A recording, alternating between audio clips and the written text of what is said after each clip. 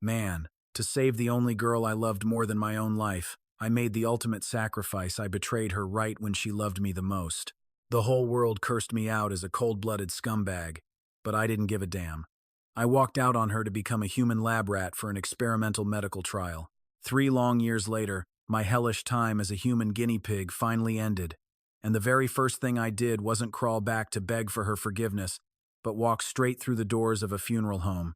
Thanks to those 3 brutal years of clinical drug trials, my internal organs were completely shutting down. Now, I had exactly 1 single month left to live. I refused to let her find out the dark truth behind the bitter betrayal I had deliberately staged back then. I couldn't let her spend the rest of her life suffocating in regret and guilt. So, I made the choice to take this twisted secret to the grave and leave her forever. Mr. Lane, the total cost for the premium funeral package you reserved comes to $91,000. I stared blankly down at the beat-up bank card in my trembling hand. I only had $40,000 to my name. I never imagined that just choosing how I wanted to die would be such an impossible luxury. I slowly handed over the card and muttered, "I only have $40,000 on me right now. Is there any way I can pay off the rest in a few days?" The receptionist gave a tight smile and replied, "As long as you clear the remaining balance within exactly 1 month, that is perfectly fine." Earning $51,000 in a single month while dying was going to be pure hell for me, but there was still one crazy option I could try. That night, I dragged myself to the flashing entrance of the Kane Corporation's ultra-luxurious jewelry gala. Naturally, since I didn't have a fancy VIP invitation, the hulking security guards blocked me right at the door. I stood shivering by the entrance for 3 agonizing hours before the elite guests inside finally started pouring out. And then Claire walked out, looking absolutely stunning. She was linking arms tightly with Daniel, a smirking rich playboy, as a sycophant nearby kissed up to him. "Dan, my man, Claire treats you like absolute royalty. An $80 million diamond ring, and she just bought it at the auction without even batting an eyelash." Flashing a sickeningly sweet smile, Daniel gloated. "Claire always says you only get married once, so she wants me to have the absolute best of everything. Wow, that is basically a lifetime commitment staring me right in the face." Just as the two of them were about to slide into a sleek black stretch Lincoln, I finally called out to Claire. The exact second she heard my hoarse voice and turned around to look at me, a chaotic whirlwind of emotions flashed fiercely through her eyes, before ultimately freezing into a deep, venomous hatred. I slowly walked up to her, unclasped a cheap, worn-out seashell bracelet from my wrist, and whispered, "Claire, I want to trade this bracelet back to you for $51,000. This was the same bracelet made back when we first started dating during a romantic trip to the beach. Claire had happily collected those seashells and crafted it with her own 2 hands. I still remember when she looked at me and said, "Ethan, trust me. Someday in the future, you can use this to trade with me for the most precious thing in the entire world." Snapping me back to reality, Claire violently snatched the bracelet right out of my hand, glaring at me like she wanted to rip me to bloody shreds. "Ethan, we haven't seen each other in 3 damn years and you only crawl back to find me for money?" I lowered my gaze, completely unable to meet her furious eyes, and muttered, "If you can't do it, then just forget it. I honestly didn't expect much from you anyway." The truth was, I just desperately wanted to see her one last time before I died, to permanently engrave her beautiful face into my fading memory. Having said that, I reached out to take the precious seashell bracelet back, but Claire mercilessly hurled it straight onto the hard concrete. I immediately dropped down to pick it up, only for her to viciously stomp her foot right onto the back of my frail hand. I couldn't hold it back and let out a pathetic cry of pure agony. Her razor-sharp stiletto heel pressed sickeningly into my flesh, grinding down with ruthless, unforgiving force. The brittle seashells shattered, and the jagged fragments dug incredibly deep into my palm, causing dark red blood to gush out instantly. She sneered, "Does it hurt? Well, compared to the absolute hell you put me through back then, this is practically nothing." A nosy crowd quickly gathered around us in a tight circle, whispering viciously among themselves. "Oh my God, that's the absolute scumbag who abandoned Miss Claire all those years ago. Right when she was just grinding to start her business, she suffered sudden heart failure and desperately needed a transplant to survive. As soon as he found out, he dumped her like trash, hooked up with some rich sugar daddy's daughter, and ran off abroad to live off her money. I bet he is drowning in massive regret right now, which is exactly why he is shamelessly crawling back here." What an utterly pathetic loser. Honestly, if I were Miss Claire, I would make damn sure he suffers a gruesome fate way worse than death. On the surface, what they were saying was totally true, but absolutely no one knew the horrific reality buried beneath those simple facts. Back then, my sweet Claire was in critical condition, knocking on death's door, and she desperately needed a heart transplant. I crawled through absolute hell and finally managed to track down a matching heart for her. The donor was a young guy lying hopelessly in a vegetative state. His father was a deranged, fanatic pharmaceutical developer, and his one and only condition for donating his son's heart was that I had to volunteer as a living guinea pig for his highly toxic, experimental drug. As a highly expendable trial subject, I knew in my soul that Claire would absolutely never agree to let me risk my own life for those shady drug trials. That was exactly why I paid someone off to help me stage a fake affair and act out that incredibly cruel betrayal. And during those 3 agonizing years of clinical trials, my entire body was utterly destroyed from the inside out by their vicious chemicals. My organs were completely shutting down, and the doctor gave me a harsh reality check. I didn't even have a month left to live. But right now, the agonizing pain shooting through my arm was all I could feel as Claire crushed it under her heel. I forced my heavy eyes up to meet her icy glare, a bitter, self-hating smile creeping across my face. I choked out a laugh. You know, Claire, acting like this almost makes me think you're still completely obsessed with me. You're not worthy, she spat, kicking me so hard I collapsed. A sharp, blinding agony ripped right through my chest. My face went ghost white. I clamped my teeth together, refusing to let out even a whimper of pain as I curled up on the freezing pavement. With trembling hands, I gathered the shattered pieces of my old seashell bracelet, desperately stuffing them deep into my pocket. I just wanted to crawl away and leave. But a snobby woman decked out in designer gear suddenly blocked my only escape route. Waving a fat stack of cash right in my face, she sneered. I heard that back in the day, you'd gladly sleep with anyone for just $10,000. Well, here's 10 grand right now. Why don't you strip naked and show everyone just how pathetic and cheap you really are? The crowd around us immediately erupted into vicious jeers and laughter. Seeing me frozen there, some other jerk tossed another $10,000 at my feet. If you think that's not enough, I'll throw in another 10 grand. Come on, strip for us. The mob started chanting in unison. Strip, strip, strip. My cheeks burned like fire as a crushing wave of absolute humiliation drowned my racing heart. I desperately wanted to run, but they had me boxed in like an animal. Off to the side, Daniel gently grabbed Claire's hand. Claire, let's just go. A pathetic piece of trash like him isn't even worth another second of your time. Just as the two of them turned to get into their luxury car, some psycho from the crowd suddenly lunged at me, violently tearing at my shirt. Oh, stop acting so innocent. Strip him down, guys. Let's all get a good look at this loser. I curled into a tight ball on the dirt, wrapping my arms around myself as hard as I could, but my cheap clothes were already being ripped to shreds. My vision started to spin, slowly blurring into a suffocating, pitch-black darkness. It felt exactly like I was a helpless kid again, reliving the horrific nightmare of being relentlessly bullied back at the orphanage. But this time around, no hero was coming to my rescue, because I was the idiot who had personally pushed away the only girl who ever protected me. Get the hell away from him! Claire's furious scream sent the cowardly mob scattering. A second later, a thick, warm coat was draped over my shivering, battered shoulders. Ethan, where is Chloe? When you coldly abandoned me to go overseas with her, did she seriously leave you to live like a stray dog? For a tiny, fleeting second, I actually caught a glimmer of genuine, heartbreaking concern buried deep inside her eyes. Looking like a literal ghost, I forced a weak, arrogant smirk. She tossed me out like garbage once she got completely bored of me. But hey, I only ever used her for her daddy's money anyway, so it's not like I lost out. Do you want to take a turn playing with me now, Miss Claire? Disgust flashed across her face as she shoved me violently back into the dirt. Are you really this completely pathetic? Are you seriously that desperate for a quick buck? She snapped at her assistant to grab $100,000, then hurled the massive brick of cash right at my face. Smack! The sharp edge of the banded bills sliced a thin, stinging cut right across my pale cheek.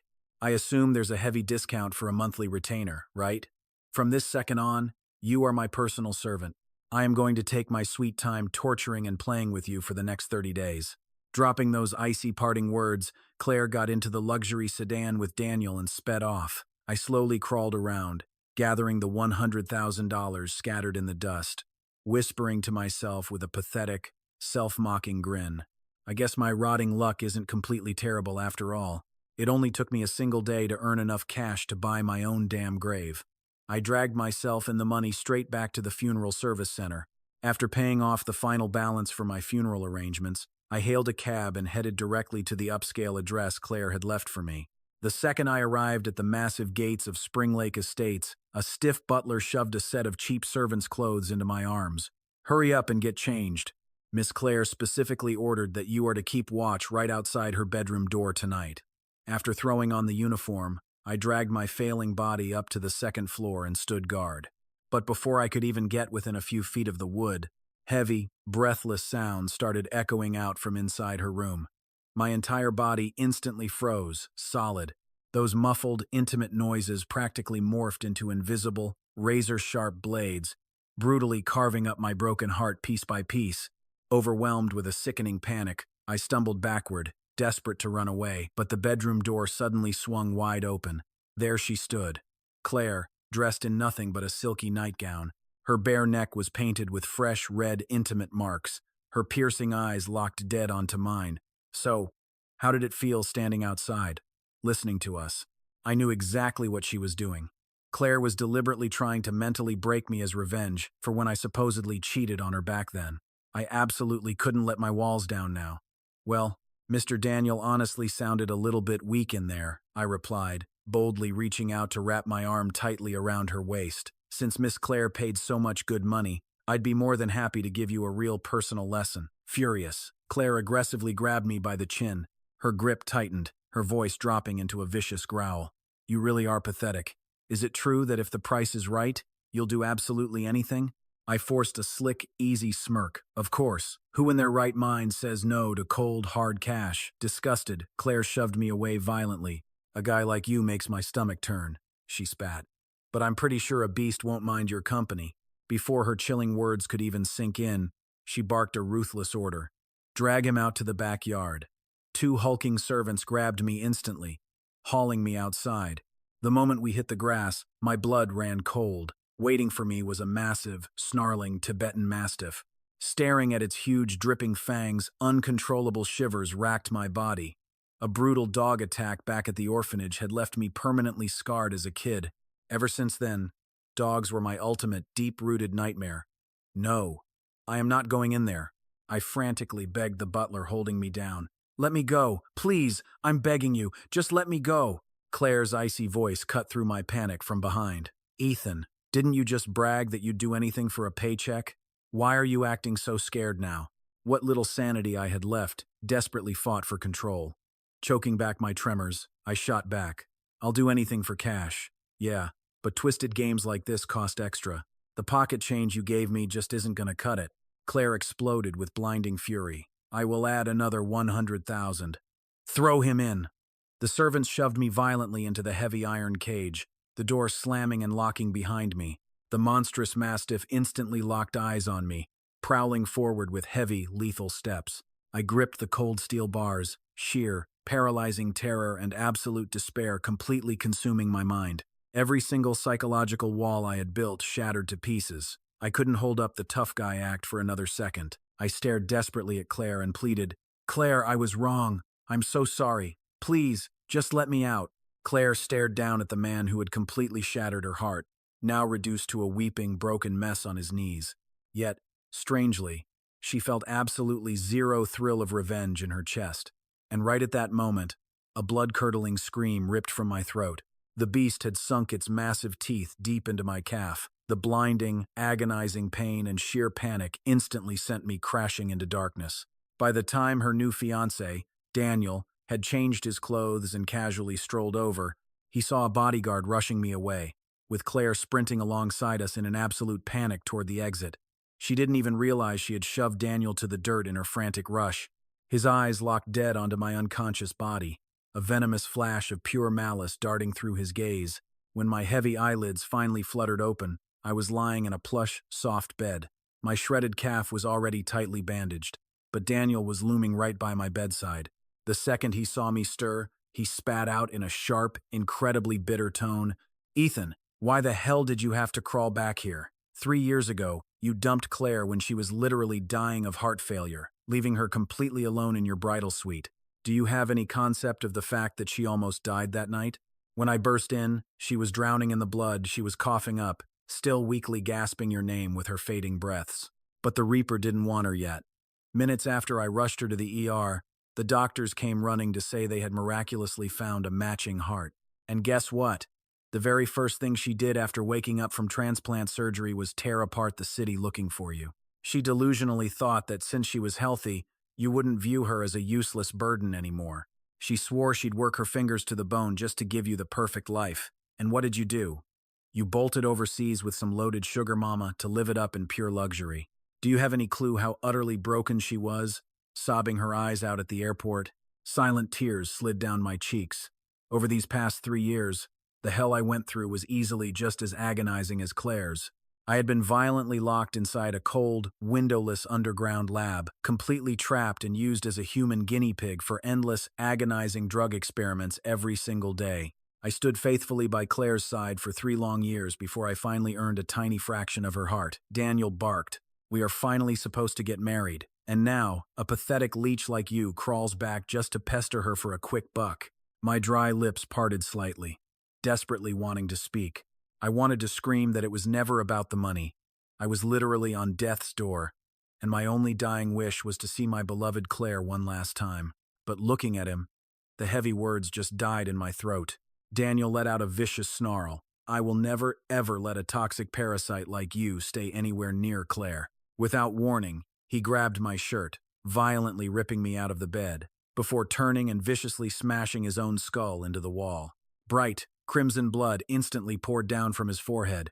Hearing the sickening thud, Claire burst into the room, scrambling frantically to hold Daniel up. "Daniel! Oh my God, are you okay?" she cried, absolute panic in her voice. Slumping weakly against her shoulder, Daniel let out a pitiful whimper. "Claire!" He just pushed me. I instantly froze, utterly paralyzed by the sheer audacity. I never in a million years expected this guy to pull such a psychotic, self-harming stunt just to frame me. Just as I opened my mouth to desperately defend myself, Claire ruthlessly planted a violent kick squarely into my ribs. The look in her eyes was nothing but pure, terrifying ice. "If anything happens to Daniel, I swear, I'll make you pay with your life."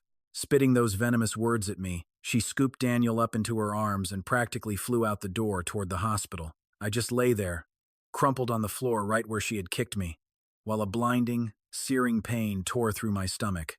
I curled into a tight ball, trembling in sheer agony, but honestly, the shattering pain in my chest was a million times worse. Claire absolutely loathed me. She actually wanted me dead. I mocked myself. "Ethan, isn't this exactly what you wanted? Then why does it hurt so damn much? Why do you wish you could just curl up and die right this very second?" I have no idea how long I lay there bleeding out before the butler violently burst into the room. His goons pinned me down like a rag doll and dragged me all the way to the hospital. The brutal way they shoved me around. You'd think I was some kind of twisted, unforgivable monster. Inside the sterile hospital room, Daniel's head was already heavily wrapped in thick gauze. He lay there looking pale and fragile, while Claire stared at him, her eyes completely overflowing with profound, heartbreaking devotion. But the absolute second her eyes locked onto mine, her face twisted back into pure, venomous hatred. "Get on your knees and apologize to Daniel." Right now, her thugs kept me pinned hard against the cold tiles, making it utterly impossible to move a muscle.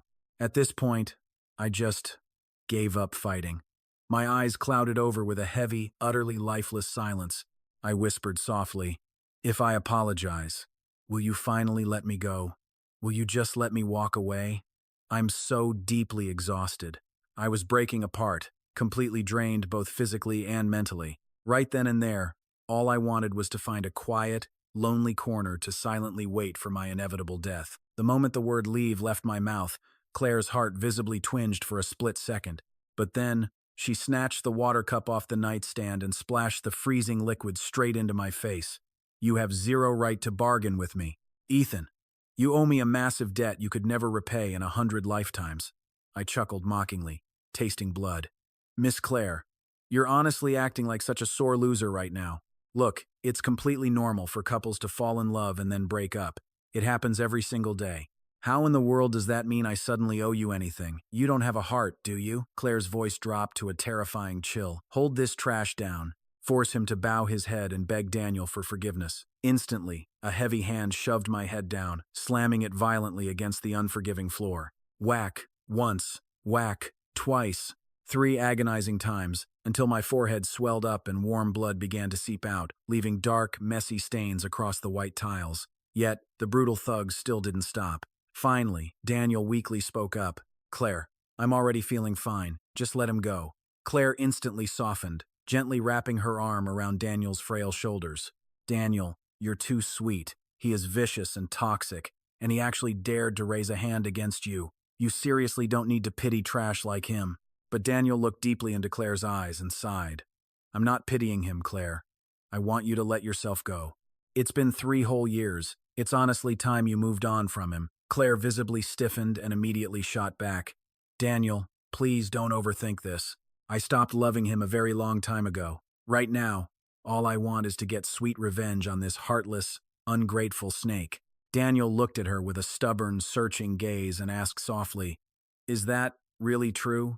Her eyes completely full of affection, Claire pressed a tender, loving kiss against his bandaged forehead. Of course it is, baby. I promise you. Before our wedding day, I will make him disappear from our world completely. Hearing that chilling promise, Daniel finally gave a reluctant, satisfied nod. Claire snapped her head back around to glare at my bleeding, battered body on the floor, barking orders at her men. Find a doctor to patch this loser up. As luck would have it, Dr. Lewis, who had just been dragged over by the hospital staff, saw me lying in a pool of blood and audibly gasped, Mr. Lane, my God, what on earth happened to you? Claire's brow furrowed sharply as she looked over. Wait, you know him? My heart instantly skipped a beat in sheer panic. Dr. Lewis was the only one who knew the dark truth about the heart transplant back then. He was the one who had desperately tried to talk me out of it. He had warned me.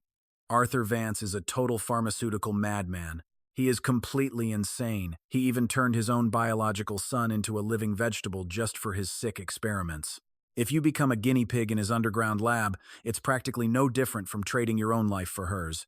But I had stubbornly insisted, even if it means throwing my own life away, I absolutely have to save Claire. If Claire started asking questions right now, the devastating secret I had buried 3 years ago would completely blow up in my face. So, forcing myself through the pain, I beat the doctor to the punch and loudly blurted out, Oh, back in the day, Miss Chloe and I partied a little too wildly and accidentally ended up in the ER in the dead of night. Dr. Lewis here was the one who stitched me up. Hearing that filthy lie, Claire's face turned terrifyingly dark with absolute disgust. Ethan, you truly make me sick to my stomach. Sanitize this entire hospital room and the disgusting trash inside it immediately. Having spat out her ruthless order, she grabbed Daniel and stormed right out the door. The second they left, I weakly grabbed the hem of Dr. Lewis's pristine white coat and begged, Doc, please, please don't ever tell Claire the truth about what happened back then. Dr. Lewis stared down at my wretched, bleeding state, his voice trembling with sorrow. You threw everything away to save her. You literally let yourself be tortured and destroyed in a lab for 3 whole years. Now, you have almost no time left to live, and she still hates your guts over a massive misunderstanding. Is it really worth suffering like this, kid? A pale, bittersweet smile tugged at the corner of my bloodied lips, my eyes shining just as fiercely resolute as they were on that fateful day. Yeah. It's absolutely worth it. Moments later, a squad of nurses in full hazmat suits marched in with industrial disinfectants, brutally spraying massive clouds of freezing chemicals all over my broken body in the empty room. I choked on the heavy mist, hot tears streaming down my face. Dr. Lewis let out a heavy sigh. He handed me a tissue, then gently disinfected and bandaged my bleeding forehead. For the next few days, Claire stopped playing mind games. Instead, she just treated me like her own personal punching bag, a lowly servant she could endlessly torment. She'd order me to fetch a basin of warm water to wash her feet, only to violently kick it over, forcing me to my knees to wipe up the mess. The meals I poured my heart into cooking were dumped onto the floor right in front of my face, just to feed the dog. The trash made by a filthy loser like you is only fit for a beast, she spat. She took her new guy, Daniel, on high-end shopping sprees, dropping tens of millions to buy out an entire luxury boutique's watch collection.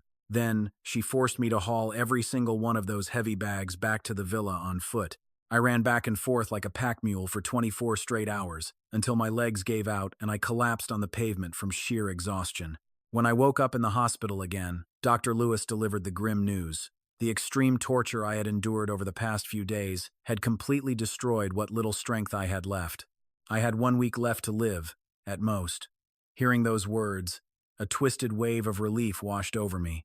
I finally wouldn't have to drag this broken, half-dead body around anymore. I would finally be free from the suffocating, silent longing for Claire.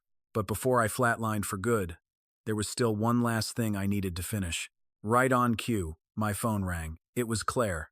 "Ethan, it's just a little fainting spell from anemia. How much longer are you going to slack off in that hospital bed?" she demanded, her voice dripping with venom. "Get your ass over to the bridal boutique right now and help Daniel change." I dragged myself out of bed and rushed over, but my face looked like a literal ghost.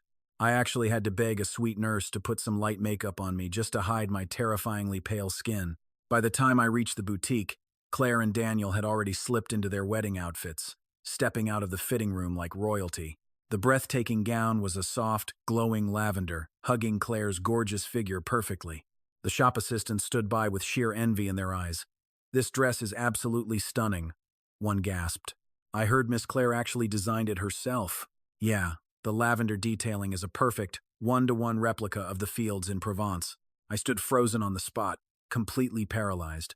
Hot tears instantly welled in my eyes. This dress was exactly the same as the one I had designed for Claire years ago. She had actually kept my design and brought it to life. But now that she was wearing my dream gown, the man standing at the altar beside her wasn't going to be me. Claire tenderly reached up to fix Daniel's hair. But the second she turned around and locked eyes with me, all that warmth vanished into thin air. "Your cheeks are so rosy, yet you still have the nerve to cry anemia?" Just as I thought. It was all a pathetic excuse you cooked up with your doctor. I quickly wiped a rogue tear from the corner of my eye, forcing a bitter smile that probably looked worse than crying. "Wow, you saw right through me. I was just hoping to milk it for a few more days of rest." Claire let out a harsh, freezing laugh. "Listen here, Ethan. I paid $100,000 to buy your time for a month, not for you to slack off in luxury. Hurry up and fetch Daniel his shoes." Humiliated, I walked over, grabbed the sharp leather shoes from the rack, and knelt down to place them at Daniel's feet. Daniel lifted his foot, supposedly to put the shoe on, but brutally stomped his heel right into the back of my hand. I screamed in pure agony. "Ah, my hand!" Daniel slowly lifted his foot, shrugging with a sickeningly casual tone. "Oh, my bad. My eyes must have played tricks on me. I completely missed what was under my shoe." Claire didn't even flinch at my bruised and bleeding skin. "He's just a servant," she scoffed. "So what if you stepped on him? There is absolutely zero reason for you to apologize to trash." She walked over and happily linked arms with Daniel. Daniel gazed down at Claire, his eyes dripping with sickening, naked affection. A tactful shop assistant rushed over to smooth out the gorgeous train of her dress. My heart shattered into a million bitter pieces. Shoved aside by the bustling staff, I quietly slipped out of the dressing room, my face pale and somber. But I hadn't even taken 3 steps down the hall before someone violently yanked my arm. Claire dragged me into a private lounge, pressing me against the wall to block my escape. "Ethan, if you hadn't betrayed me back then, every single piece of this life would have been yours," she sneered. "You must be choking on your own regret right now, aren't you?" "Regret? If I hadn't secretly sold my body to a lethal medical trial to save her, I wouldn't have spent 3 agonizing years locked in a windowless room, and I wouldn't be standing here on death's door." But looking at Claire standing right in front of me, so vibrant, so furiously alive, I knew in my gut that every second of torture was worth it. I raised my heavy eyes to meet her furious gaze, and said with unshakable certainty, "No, Claire, I don't regret a thing." "Why?" she roared, violently grabbing my shoulders. "You tossed me out like garbage for a quick buck. Now that I hold all the wealth and power, why the hell don't you regret it?" I shoved her away, forcing my voice to stay ice cold to bury the overwhelming love screaming in my heart. "There's no why. I don't regret a single thing I've done." With that, I yanked a bank card from my bag and shoved it toward her. "There's $64,000 left in here. Take it back. From this second on, I'm done being your servant. Claire, we're finished." For a split second, Claire looked completely shattered, like she'd just been dragged back to 3 years ago. Back when I stood right in front of her, wrapping my arm around Chloe, telling her with that exact same heartless, icy tone, "Claire, I don't love you anymore. As of today, we are completely over." She didn't say a single word, so I slammed the card right into her palm, turned my back, and walked away. Honestly, I was terrified. If I stayed even a second longer, the flood of emotions inside me would totally break out. But just as my fingers gripped the doorknob, Claire lunged from behind. She wrapped her arms tight around my waist and slammed me hard against the wall. "Ethan, do you honestly think I'm still that same pathetic, naive Claire from 3 years ago? You think you can just waltz out whenever you want and toss me aside the second you feel like it?" Watching her face draw dangerously close, total panic swallowed my heart. What do you think you're doing?" Before I could even finish, she grabbed my chin and kissed me with desperate force. I fought back, struggling violently, but she only pinned me down tighter. She actually bit my lip open, and the sharp, metallic taste of blood instantly flooded both our mouths. Suddenly, the lounge door swung wide open. Daniel stood frozen in the doorway, fully dressed in his wedding tuxedo. His eyes practically bugged out of his head. He stared at the two of us, completely paralyzed by sheer, utter disbelief. Sanity slapped Claire right back to reality. Her eyes filled with heavy guilt as she gasped, "Daniel." Daniel just stumbled back a few steps, spun on his heel, and sprinted out the door. Claire immediately bolted out after him. Left alone, it felt like every last drop of strength in my body had just been sucked out. Without her body pinning me up, my legs gave out. I slid down the cold wall and completely collapsed onto the floor. I buried my face in my trembling hands, but the hot tears still bled right through the cracks of my fingers. I knew it. I could feel that she still loved me, but I couldn't turn back. I was literally dying. Why the hell did God have to torture me like this? Meanwhile, Daniel had run out of the shop and dashed blindly into the street. A speeding car was hurtling straight at him. Claire, acting purely on adrenaline, lunged forward and yanked him back from the brink of death. But Daniel just slapped her hand away, violently trying to throw himself back into traffic. "Why the hell did you save me? Just let me die. That way, you and Ethan can finally be together without hiding." Claire grabbed him desperately, wrestling him back onto the safe sidewalk. "Daniel, please, just listen to me." But he just slapped his hands fiercely over his ears. "I'm not listening. Shut up, I'm not listening." Still, her crying voice broke through to him. "Daniel, I really did mean it when I said I'd marry you. I swear I did." But the very second Ethan showed up in front of me again, my heart completely short-circuited. I lost all control. God, I hate him, but I love him so much more. If I dragged you to the altar now, it would be so incredibly twisted and unfair to you. Tears streamed down Daniel's devastated face as he looked at her. "Claire, I don't give a damn about what's fair. I just want to be with you. Ethan doesn't deserve a single ounce of your love. He ditched you when you were completely helpless, right when you needed him the most. I was the one who stayed by your side through all that hell. Claire, why won't you just look at me? I know you've cared about me for 5 whole years, but I have loved Ethan for 18 years. Ever since I was a 7-year-old kid. When I was crying my eyes out in the middle of the night at the orphanage, he was the one who handed me a piece of candy. Since then, he's been permanently etched into my soul. So even though he completely abandoned me, I never stopped thinking about him. Daniel, I am so sorry. I'm the terrible one who doesn't deserve you." Daniel screamed out loud, completely breaking down in the middle of the street. "Claire, wake the hell up. Ethan doesn't love you at all. That jerk is only after your money." But Claire's eyes just shone with a reckless, borderline insane courage. "Even if all he wants is my cash, I don't care. Honestly, I'm just grateful I'm rich now.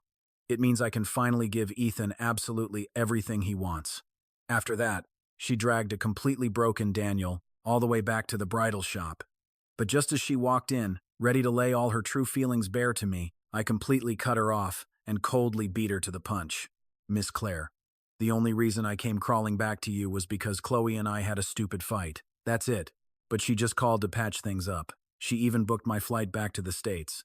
So, my bags are packed, and I'm out of here. Obviously, I won't be crashing your wedding with Mr. Daniel. Have a wonderful marriage, and a beautiful, perfectly happy life together. Right at that moment, Claire's fury hit an absolute boiling point, yet she looked unnaturally calm. "Ethan, What exactly have I ever been to you all this time? Suppressing the agonizing ache tearing through my chest, I forced a mocking smirk onto my lips. Do you really need me to spell it out so clearly for you, Miss Claire? You were a backup plan, of course. When Chloe and I broke up back then, I just wanted to crawl back and cling to your wealth. But now that Chloe has come back to make peace with me, naturally, I'm going to choose the woman I actually love. Honestly, it's not like you're bad, Miss Claire. It's just that you're far too conservative in bed. I will always prefer someone wild like Chloe, someone who actually knows how to satisfy me. Claire raised her hand and slapped me across the face with everything she had. Ethan, you really are a pathetic piece of trash. I brought my hand up to cover my stinging cheek, my voice cracking as I choked out, You're right.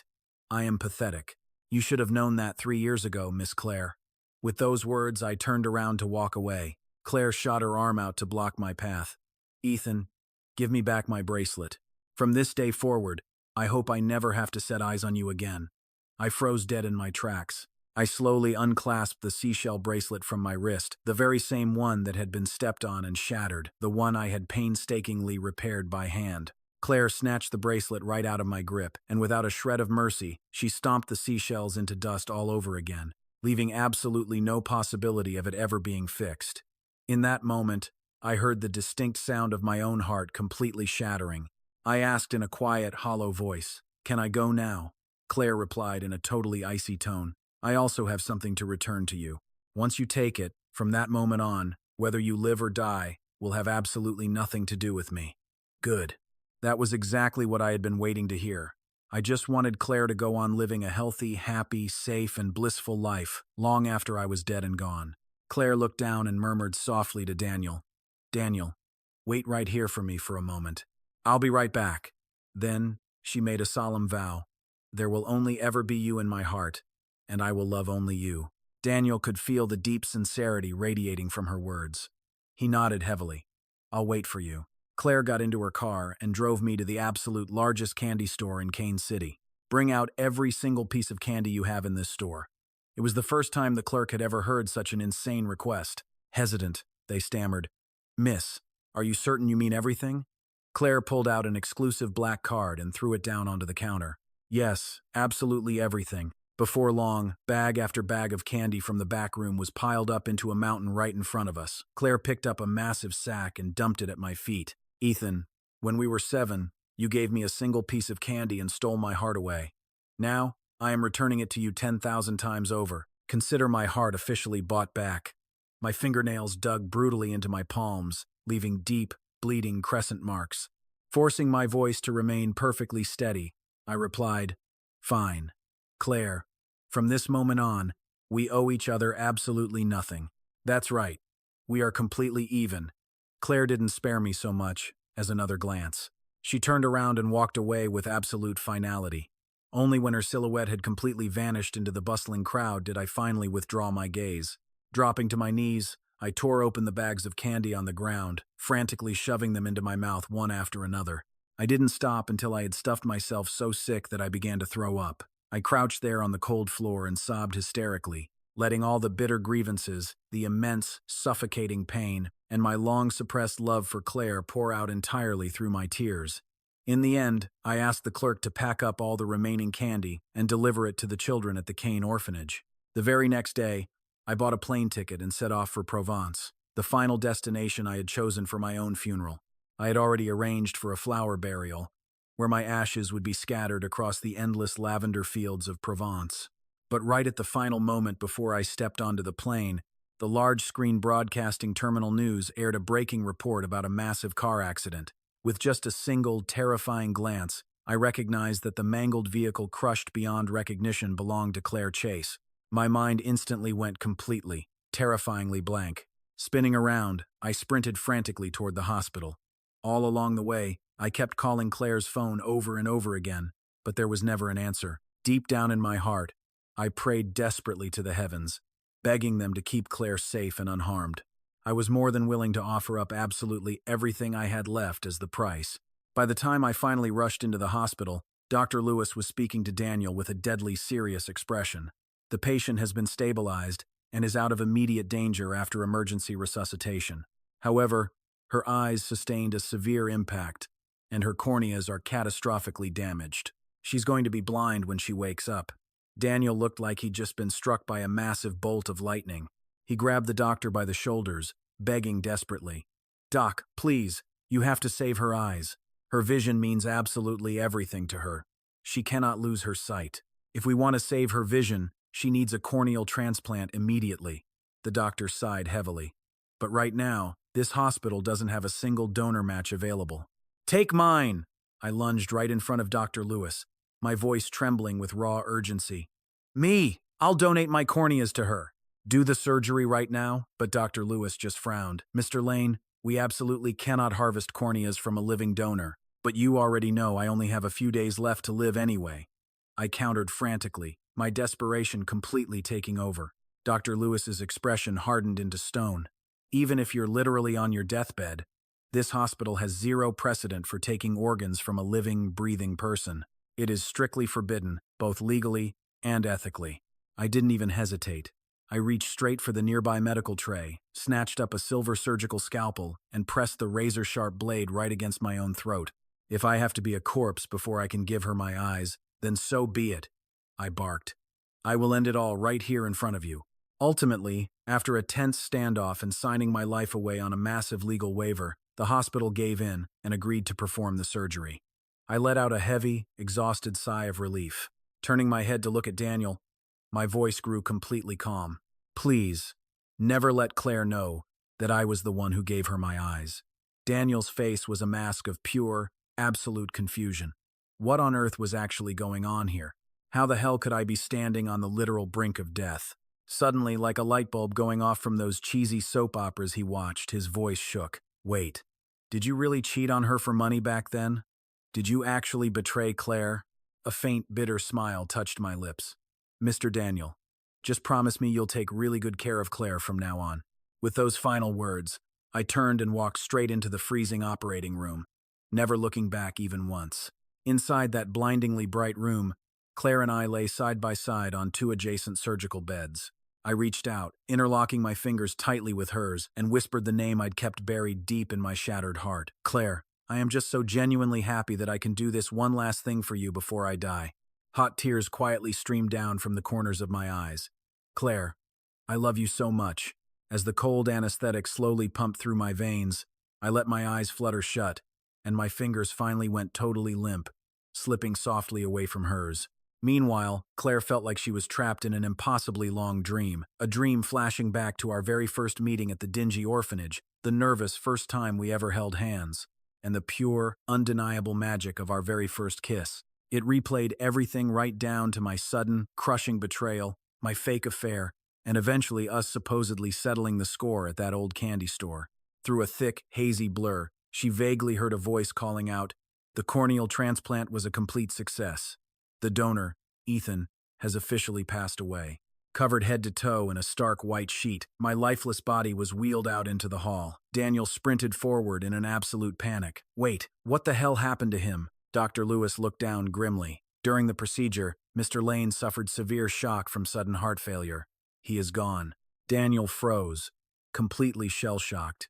He just couldn't process the nightmare unfolding right in front of his eyes. He had only just figured out that my brutal betrayal of Claire back in the day was actually a tragic setup, and now I was just dead, gone in a flash, right in front of him. Right at that devastating moment, the solemn staff from the local funeral center arrived on the scene. Holding the binding authorization letter I had signed while I was still breathing, they walked straight up to the doctor. "Mr. Lane prepaid and arranged his own funeral exactly 10 days ago. Please release his remains to us." After quickly verifying the paperwork, the doctor nodded and officially handed my cold body over to the funeral crew. Daniel hastily stepped in front of the gurney, desperately trying to stop them in their tracks. "Wait, are you seriously telling me Ethan booked his own funeral with you guys 10 days ago? Daniel's brain felt like it was short-circuiting. The sheer amount of shocking information dropping today was just too overwhelming to process all at once. 10 days ago. That was the exact same day Claire and I had finally reunited. Which meant, even back then, I already knew my clock was ticking. The funeral director just gave a stoic nod. "Yes, sir. We are here to fulfill his final agreement, cremate Mr. Lane's body, and hold his memorial service." And with that grim finality, they wheeled my remains down the long hallway. Daniel instinctively twitched, wanting to fight them and stop the gurney again. But right at that second, Claire's bed was rolled out of the operating room. Forced to shove his spiraling thoughts aside, he abandoned the chase and escorted Claire straight into the intensive care unit. 2 grueling hours later, Claire finally blinked awake from the heavy anesthesia.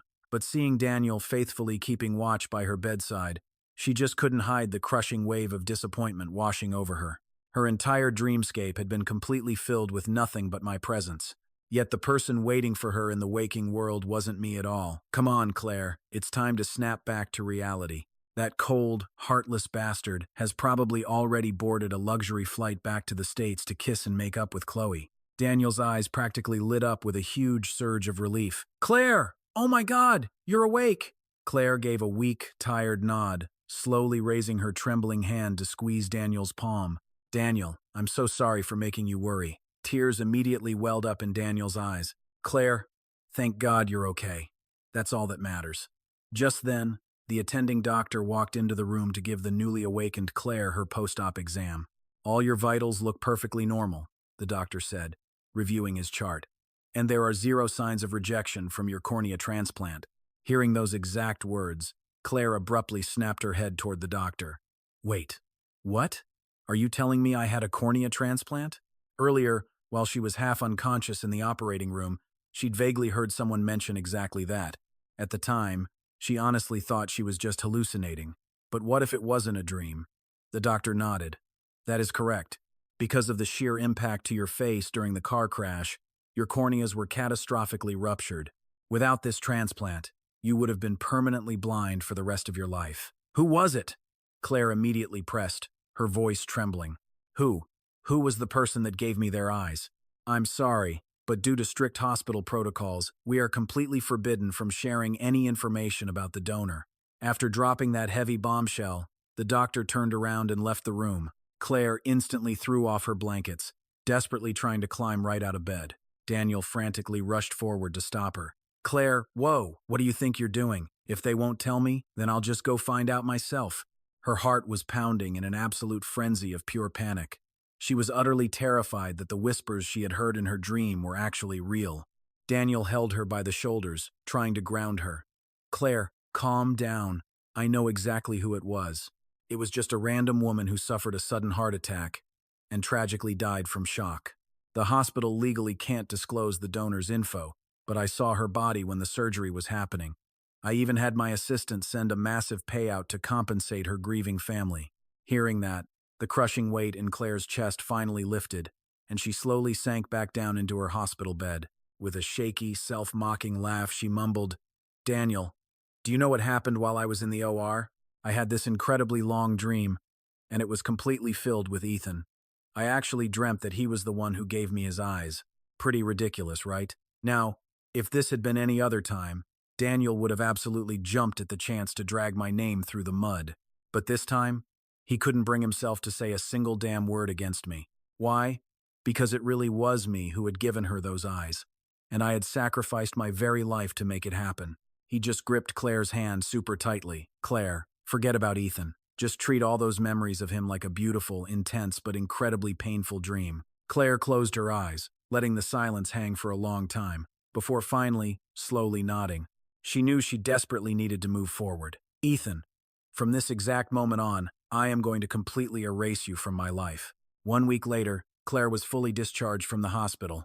She threw herself into actively preparing for her massive wedding with Daniel. News of their upcoming billionaire nuptials absolutely blew up across the entire internet. But the closer the big day actually got, the more suffocated and deeply depressed Claire felt inside. Countless times, she fought this sudden, overwhelming urge to just run away from the wedding and fly straight to the States to find me. Yet, every single time that wild thought even slightly surfaced, she would ruthlessly shove it down and crush it to pieces. She kept telling herself that Daniel was the one who actually saved her life, and Daniel was the one who stayed right by her side through her absolute darkest, most broken moments. She just couldn't let him down. So, she gradually learned to numb herself with heavy alcohol. It was the only way she could temporarily escape her agonizing, soul-crushing pain. Late one night, after drinking herself into a stupor yet again, Claire clung to Daniel, sobbing in pure agony. I love you so much. Why do you have to be so utterly heartless to me? I can forgive you for abandoning me back then. I can even force myself not to care about whatever happened between you and Chloe over in the States. Just, Ethan, please, come back to me. I actually made that wedding dress you designed. You saw it that day, didn't you? Was it exactly how you pictured it? Back when we were designing it, I fantasized countless times about putting it on and marrying you. Ethan, I have real wealth and power now. I can literally give you everything you ever wanted. So why? Why do you still choose Chloe over me? Why? Why? Her eyes were completely blurred with booze and tears. Claire death-gripped Daniel's hand, relentlessly demanding an answer from a ghost. Watching her break down, Daniel was drowning in his own guilt. He had always known just how deeply she loved me, and he knew that none of this was right. He knew perfectly well that her heart hadn't forgotten me for a single second. After finally putting the passed-out Claire to bed, Daniel stepped outside the sprawling villa. He tilted his head back, staring up into the heavy, pitch-black night sky. They always say that when people die, they turn into stars up above. Ethan, he thought, are you up there right now? Did you really become a star? Ethan, who the hell were you, really? Up until now, Daniel had brushed me off as a greedy, vain freeloader just trying to leech off their family. But after that whole brutal mess with my cornea transplant, Daniel started getting this gnawing feeling in his gut. What if they had it completely twisted? What if there was some massive, dark secret hiding right beneath the surface? But honestly, he figured digging it up now was pointless. I was already dead and gone. You can't wake the dead, and the ugly truth would probably just tear them apart even more. So, with the big wedding closing in like a ticking clock, Daniel drew a hard line in the sand.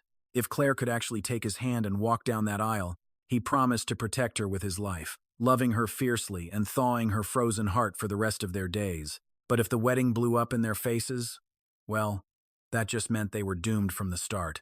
If that happened, he'd finally let her walk away and hit her with the crushing truth about me giving up my eyes for her. Just 3 days before they were supposed to tie the knot, the two families packed into a room to hash out the final wedding details. Since Claire grew up bouncing around an orphanage, she barely had any real family to invite. Daniel's family, on the other hand, was loaded. They had rich relatives flying in from all over the world just for the party. His cousin had flown all the way back from the States, even dragging his new girlfriend along to meet the future bride and groom. Hey guys, this is my girlfriend Chloe.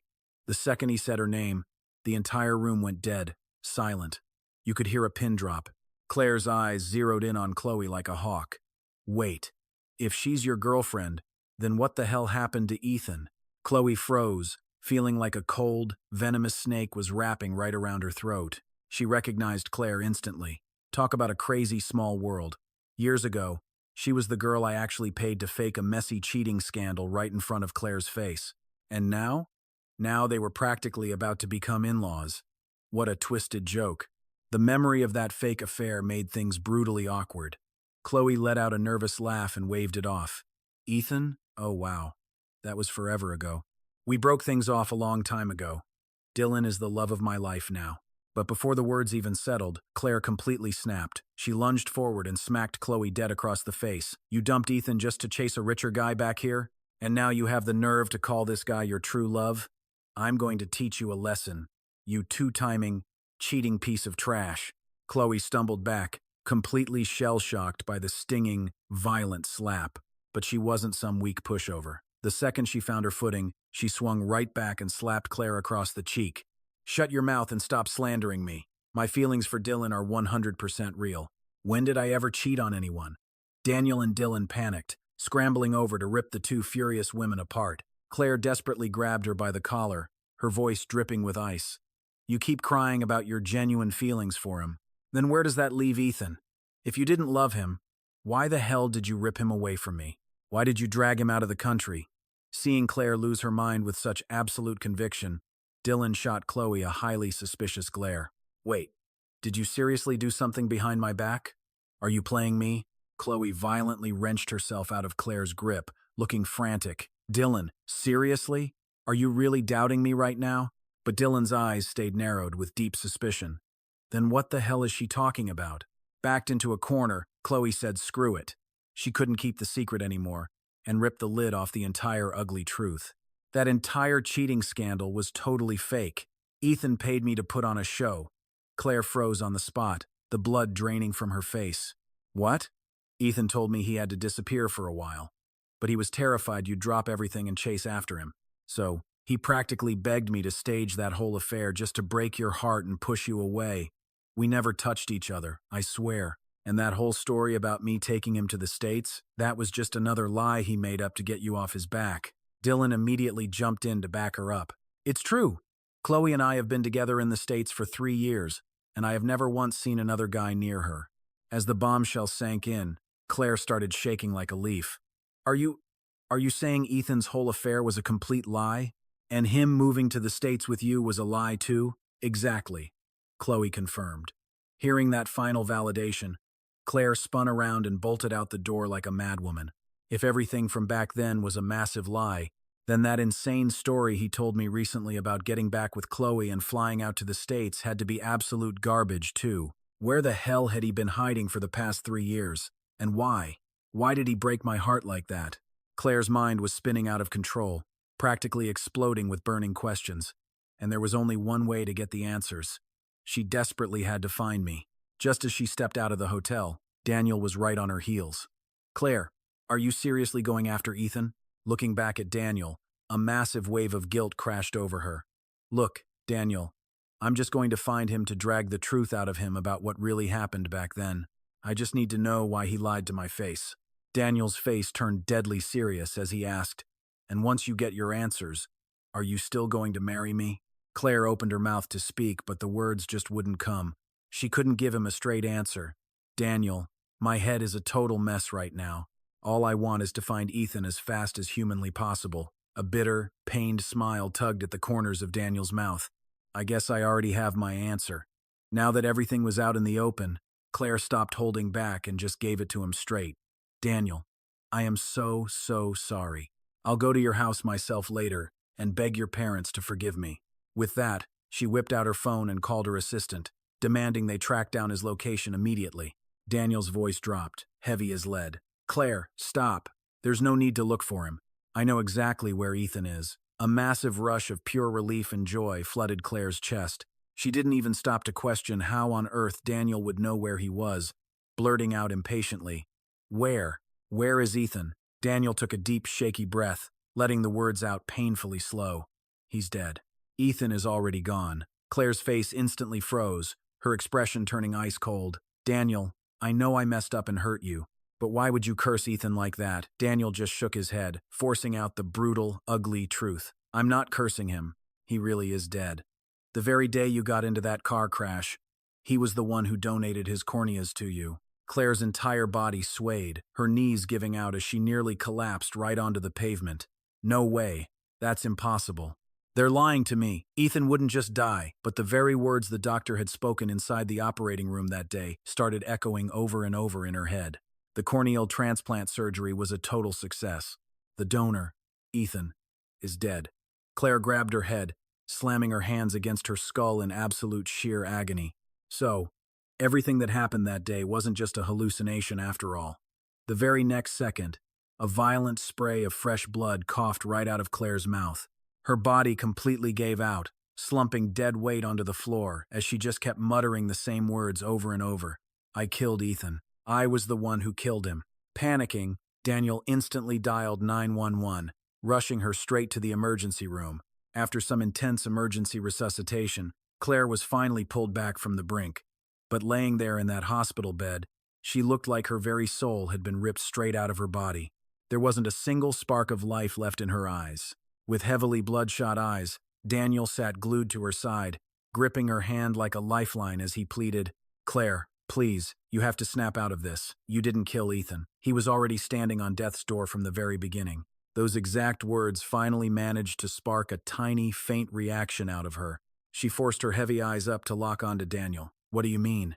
He was already dying from the start. Daniel choked up, his voice totally cracking. That day, Ethan rushed like crazy to the hospital, begging to donate his corneas to you. At first, Dr. Lewis flat out turned him down, telling him that taking from living donors was strictly against the rules. But then, he grabbed a scalpel and pressed it right against his own throat, saying he was a goner anyway. He said, If you absolutely need a dead guy for the transplant, I'll end my life right here, right now. In the end, the hospital made him sign a massive liability waiver before they finally caved and did the transplant for you. Right in the middle of the operation, he slipped into shock and died from severe acute heart failure. The very second he passed, a funeral crew showed up to collect his body. They said that 10 days ago, the exact same day you two reunited. He had already planned and paid for his own funeral. So, Claire, please, you did not kill Ethan. Claire sat there, completely paralyzed by the sheer shock of it all. From his big cheating scandal 3 years ago to their unexpected reunion 3 years later, every single memory just kept flashing through her brain like a movie. She felt like the truth was dangling right in front of her face, but the pieces just wouldn't click together, until finally, she locked onto the one major missing puzzle piece. Dr. Lewis. Pushing herself up against the hospital bed rails, Claire gritted her teeth and yelled out to her assistant in the hall, "Get Dr. Lewis in here. Right now." It didn't take long before Dr. Lewis was dragged right to her bedside. "Miss Claire, how can I help you today?" Claire's eyes narrowed into absolute daggers as she stared him down. "I want to know every single detail about Ethan." Playing totally dumb, Dr. Lewis just blinked. "I don't know the first thing about Mr. Lane's private business. Are you sure you have the right guy, Miss Claire?" Despite her frail voice, Claire's words carried a crushing, absolute authority. "Dr. Lewis, you're a smart man. I really don't want to use force against you." Dr. Lewis stared at the woman standing before him.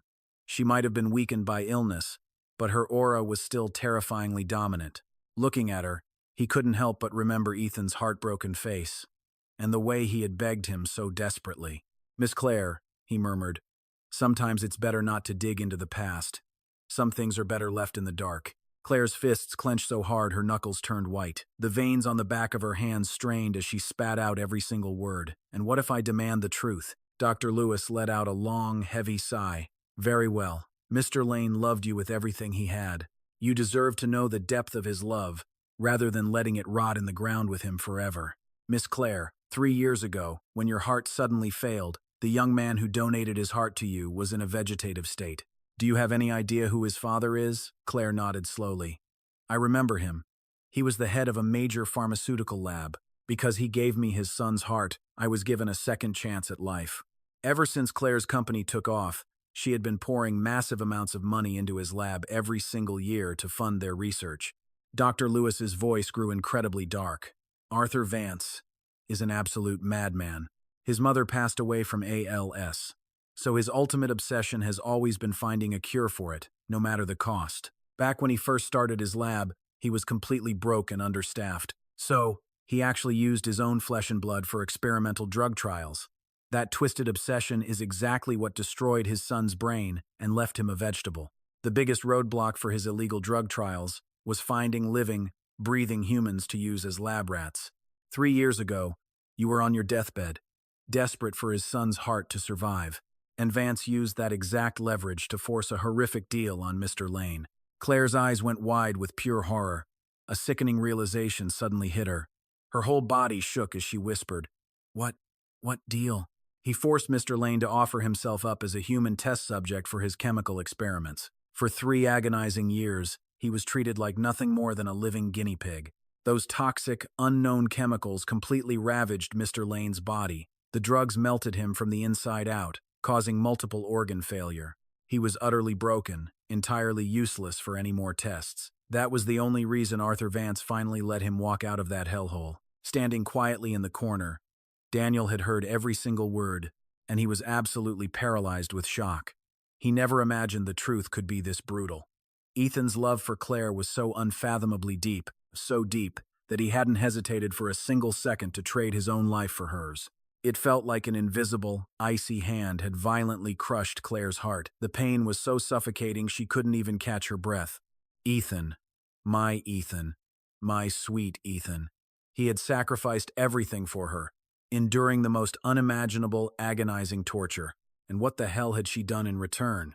She had thrown bitter tantrums, held on to a petty grudge, and to force him to his knees, she had relentlessly humiliated and tortured him.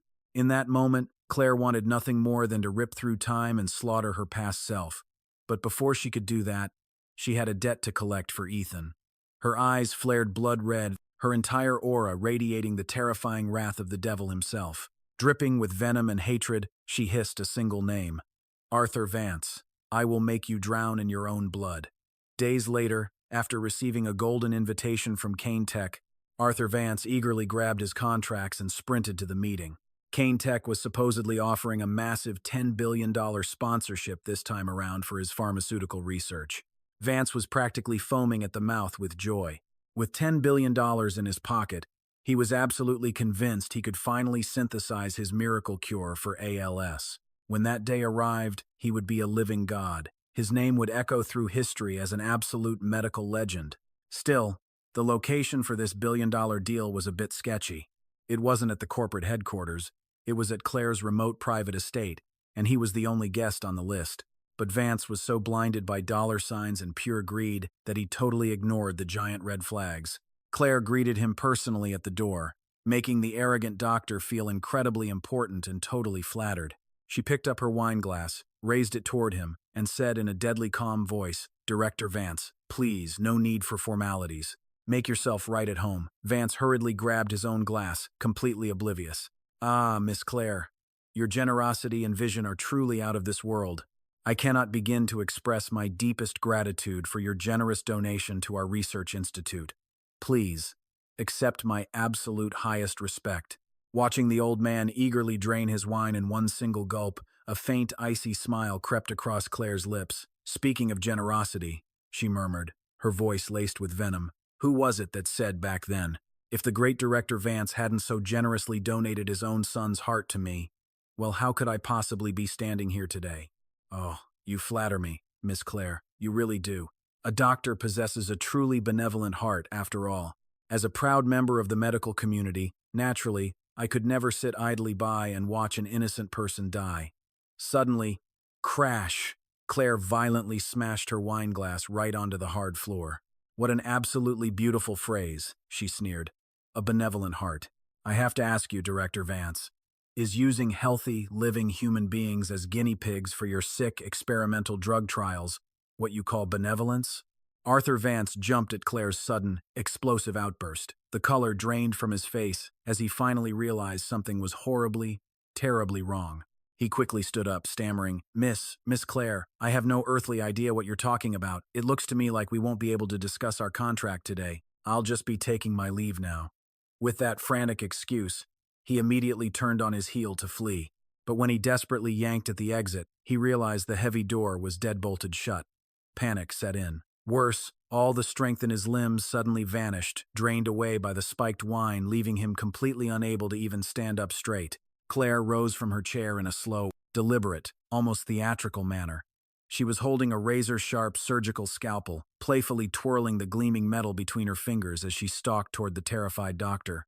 Arthur pressed his back completely flush against the cold wall, his eyes practically bulging out with sheer terror. Miss Claire, please, let's just talk this through calmly. Isn't it possible that you just have some sort of crazy misunderstanding? Claire just chuckled darkly and clapped her hands. Directly in front of him, a massive, imposing portrait of Ethan unrolled from the ceiling. Arthur Vance. Think back. The sick condition you demanded before letting your son donate his heart to me. Do you still remember what it was? Ethan was brutally, mercilessly tortured inside your twisted research institute for 3 whole years by your own hands. And now, you have the absolute nerve to tell me this is a misunderstanding. Staring up at Ethan's handsome face, Arthur's mind flashed back to what really happened all those years ago. Back then, his precious institute was totally out of funding. Because of a severe shortage of human trial subjects, they had 0 clinical data, causing his grand experiments to stall out completely. And just like a miracle, this naive, desperate boy came looking for him. Ethan had literally knelt right at his feet, crying and begging Arthur to donate his brain-dead son's heart to save his dying lover. The poor kid said he was willing to work like a dog, promising to do absolutely anything to repay the doctor for the rest of his natural life. So, Arthur maliciously proposed his one condition. Ethan had to become a human lab rat for his newest, most dangerous drugs. It wasn't until very recently, after endless, grueling testing, that Ethan's bodily functions had broken down so entirely that he was completely useless for clinical trials. Only then, as the boy was actively dying, did Arthur finally approve his release. A purely sinister, blood-chilling smile spread across Claire's beautiful face. She stepped right up to the trembling man, raised her hand high, and violently slammed the scalpel deep into his shoulder. Arthur let out a pathetic, blood-curdling shriek. The sheer, agonizing pain shocked his drug-addled brain back into a wave of sharp clarity. He looked up at her, tears streaming down his face as he pleaded, "Miss Claire, please," becoming a trial subject back then. It was entirely his own choice. I swear, I never forced him to do it. In response, Claire just gripped the bloody handle tighter and twisted it even deeper into his flesh. Her eyes grew wide, wild, and totally crazed. Sure, he did it voluntarily, but I never wanted him to. Do you hear me? I would have rather died 1,000 times over than have my Ethan save me like that. Arthur broke out into a freezing cold sweat from the blinding pain, his legs finally giving out completely as he crumpled into a pathetic heap on the floor. "Miss Claire, spare me. I beg you. Please spare my life." Claire viciously yanked the blade out, splashing blood on the floor. "I should spare your life? Tell me, did you ever spare my Ethan? A perfectly healthy, beautiful boy was brutally tortured by you, day after day, until his organs shut down and he died in agony. Today, you are going to pay for his life with yours." Claire gripped her scalpel and furiously drove it into him again. And again. Within minutes, Arthur's body was entirely riddled with countless, pouring puncture wounds. Yet, like a true surgical artist, every single one of her manic stabs deliberately avoided his major arteries and vital organs. His entire body violently twitching in endless, agonizing pain, Arthur curled up into a bloody ball on the tiles, sobbing and begging the demon standing over him for mercy. "Miss Claire, oh God, I really didn't know he was this important to you. If I had known, even if I had 10 times the courage, I never would have dared use him for those trials. Look at you now. You have a highly successful career. You have a perfect, wealthy husband by your side. There's absolutely no need to throw the rest of your bright future away over a worthless piece of old trash like me. Please." Claire's dead, icy gaze fell upon the whimpering man. "Save your breath. No matter what garbage spews from your mouth today, you cannot escape your fate. You die here." She raised the dripping blade high above her head, locking her eyes straight onto Arthur's racing heart, perfectly poised to deliver the ultimate, fatal blow. Suddenly, bam! The locked door was violently kicked open from the outside. Taking in the absolute bloodbath inside the room, Daniel lunged forward. He immediately reached out and snatched Claire's wrist right out of the air. The razor-sharp tip of the blade stopped, trembling, just 1 inch above Arthur's thumping chest. Daniel's voice cracked with panic. "Claire, stop! Don't do something crazy." Arthur Vance used living, breathing people for his twisted drug trials. "The law will make him pay. But if you kill him right now, you cross that line. You become a murderer. Please, don't throw your life away like this." Claire violently swatted his hand away. Her eyes were completely hollow, practically echoing with a cold, dead silence. "Foolish?" she whispered, her voice trembling with rage. "Daniel, what exactly is foolish? Ethan let himself become a human lab rat just to keep me alive, and he didn't even have the guts to tell me. He faked a whole cheating scandal just so I would misunderstand him, just so I would despise him. You tell me, isn't that foolish?" Even as he was bleeding out, staring death in the face, he gave me his corneas. He died right there on the operating table. "Tell me, isn't that the most foolish thing you've ever heard? He loved me so damn much, sacrificing every last piece of himself for me. And I didn't even know he was gone. I was out there happily planning a giant wedding with another man. God, wasn't he just so stupidly foolish? He played the fool for my sake, over and over again. So what's so wrong with me being a little foolish for him? Just this once." Daniel shook his head, hot tears pouring down his cheeks. "Claire, please. Mr. Lane went through all that hell specifically so you could live a beautiful, happy life. You can't let his sacrifice be for nothing. A happy life?" she scoffed. "I only want to breathe if he's breathing." With a guttural cry, Claire raised the blade and brought it slashing down. Daniel screamed at the top of his lungs. "Claire! Do you want to burn in hell after you die and be kept apart from Mr. Lane for all eternity?" At the last possible millisecond, the knife shifted. The blade plunged deep into the floorboards, missing Arthur Vance's heart by an absolute hair. Claire froze. Her grip loosened as she looked up at Daniel. Is there really going to be a next life? This life was already shattered. doomed to be a suffocating nightmare of endless regrets for her. Ethan was gone. She could never hold him in this world again. She desperately, obsessively needed to have a next life with him. Seeing her break, Daniel took a shaky breath. Yes, I promise you there is. And Mr. Lane was such a genuinely good, kind-hearted man.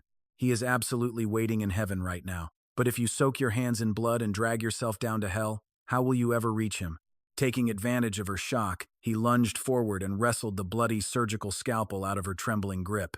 He spoke in a low, measured tone. Arthur Vance put Mr. Lane through absolute agony. We shouldn't let him off with a quick, easy death. We need to make him live a half-dead existence, suffering day after miserable day. Claire's cold gaze snapped back down to Arthur Vance. He was sprawled pathetically on the floor, already completely passed out from the terror. Without missing a beat, she called her bodyguards inside and ordered them to carve out his tongue. She then had them dump him at the hospital with strict orders to keep him breathing. Ethan had suffered through 3 brutal years of torture. She was going to make Arthur Vance pay for every single second of it. 100, 1,000 times over. Right after that, Claire unleashed her men to completely tear Arthur Vance's underground pharmaceutical lab down to the studs.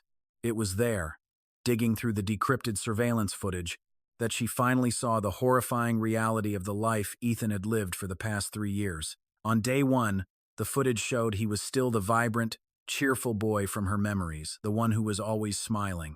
But the sick researchers in that facility didn't treat him like a human being, not even close. To them, he was just a piece of meat on a slab. They drained his blood over and over, pumped him full of experimental drugs, and ran torturous tests. Day in and day out, he was forced to swallow toxic medications just to give them their data points. Nobody gave a damn about the agonizing chemical burns tearing him apart from the inside. Stripped down by the relentless drugs, Ethan's skin grew sickly and pale, his vibrant spirit withering away into nothingness with each passing day. And at the very end of the horrifying tape, there I was.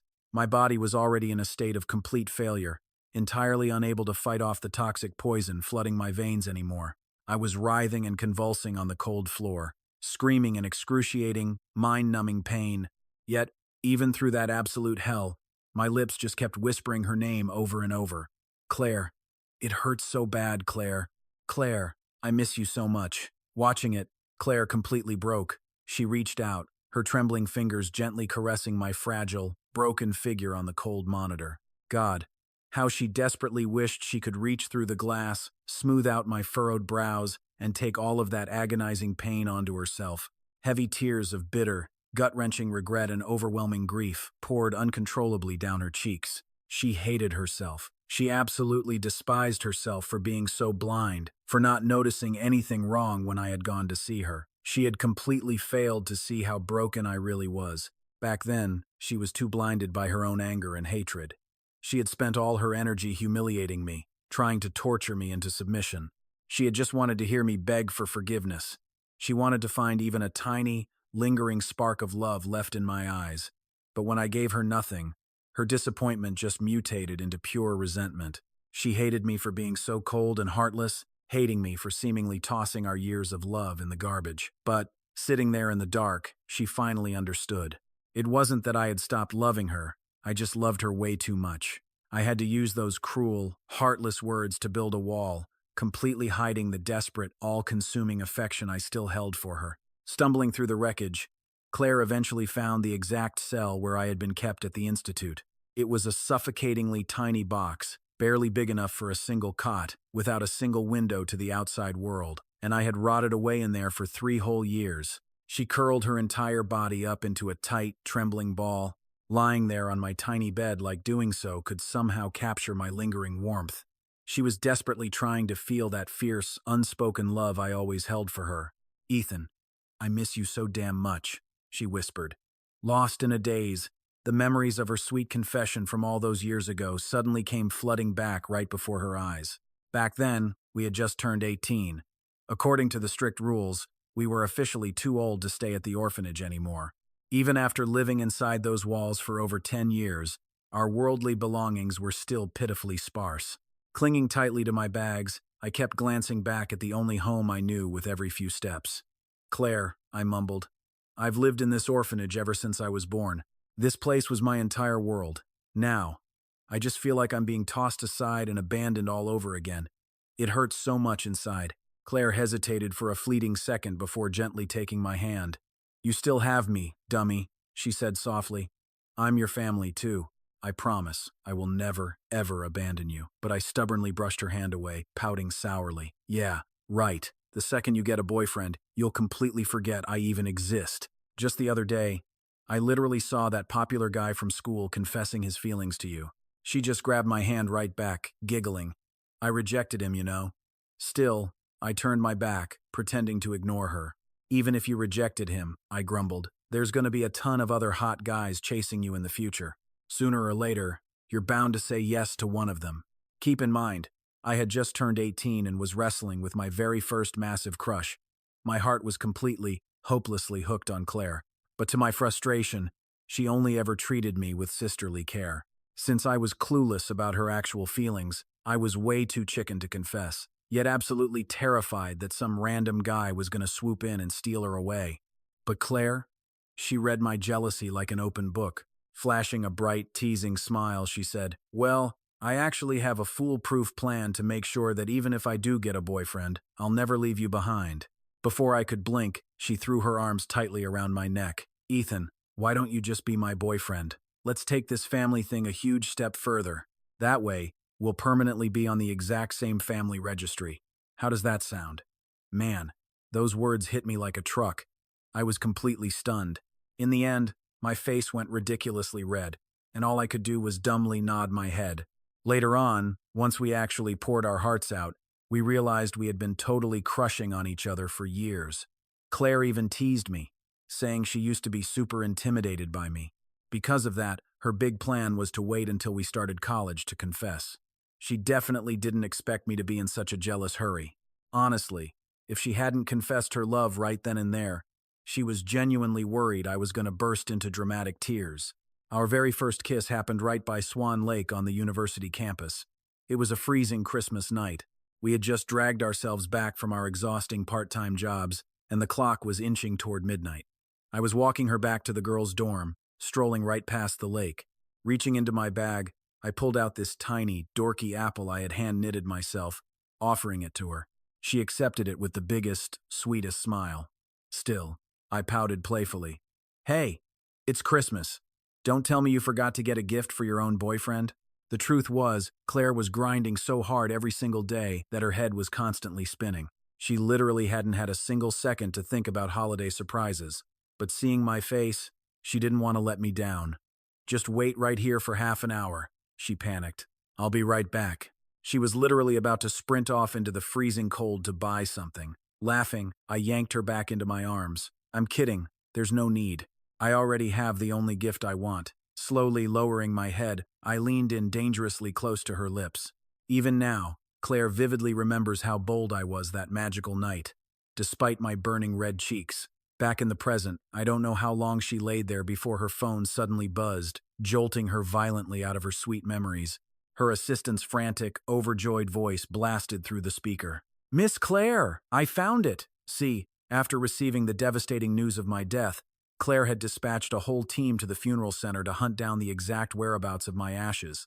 But the stubborn staff at the funeral home insisted that I had signed a strict non-disclosure agreement while I was alive, absolutely refusing to leak any of my final details. Desperate times called for desperate measures. Claire had to pull some major strings and use seriously underhanded tactics just to discover that my final wish was a lavender flower burial in Provence, France. Even then, the precise location was completely off the grid. Because of that roadblock, she immediately shipped her assistant off to Provence to track me down, while she stayed behind in the city to brutally exact revenge on those who wronged me. Now that they finally found my resting place, she thought she could finally be with me for eternity. Ethan, she whispered through tears, I just hope you can slow down your steps on the other side and wait for me. But her assistant suddenly shrieked over the phone. Miss Claire, you don't understand. It's not his ashes. Mr. Lane isn't dead. He's alive. And he's right here in the city of Aix-en-Provence. Boom. Barely half an hour later, a sleek private jet tore through the skies above Cannes City, locked dead onto a single destination, Aix-en-Provence. Mr. Lane, why didn't you call for me before coming outside? What if you tripped and got hurt? A peaceful, faint smile played at the corners of my mouth. Staring blankly ahead with milky, unfocused eyes, I murmured, "It's okay. I just wanted to come out and smell the lavender after waking up. Don't worry about me. I've already memorized every single step around this place over the last few days, so taking me down isn't that simple." Back in that freezing operating room, my heart had completely stopped. The doctors had officially called it dead from cardiac shock. But on the grim ride to the crematorium, right when the funeral guys thought I was just another corpse, my stubborn heart actually started beating again. Thump, thump, thump. Even though I had literally just snatched my life right out of the jaws of death, I didn't feel a single ounce of joy. I knew the Grim Reaper was still waiting for me at the finish line. Honestly, I had no clue what sick joke God was playing, forcing me to drag out my miserable life for just a few extra days. Exhausted, I just asked the funeral crew to drop me off in Provence. If I was going to fade away into nothingness, I wanted to do it somewhere quiet. But right as those bitter words left my mouth, my legs turned to pure jelly, and I crashed hard onto the floor. Fiona panicked, rushing over to pull me up and desperately guiding me into a nearby chair. "Mr. Lane, please, you're incredibly weak right now. Just stay sitting down." Trembling, I fished a bank card out of my pocket. Blindly groping the air, I pressed it into her warm hand and whispered, "Fiona, thank you. Seriously, thank you for putting up with a dying man these past few days. I can feel it. I'll be gone in a couple of days. There are still a few tens of thousands of dollars left on this card. Please, just think of it as a small thank you for all your hard work." Fiona frantically waved her hands, totally rejecting the offer. Then, remembering my blind eyes couldn't see her panic, she shoved the cold plastic right back into my palm. "No, no, no! There is absolutely no need for that. Mr. Lane, taking care of you is literally what I get paid to do. Plus, I don't know, I just feel a genuine connection with you. Honestly, watching over you right now, I'm doing it because I want to, not because I have to." I sighed, forcing the card right back into her stubborn grip. "Listen to me. I'm an orphan, and I've already got one foot in the grave.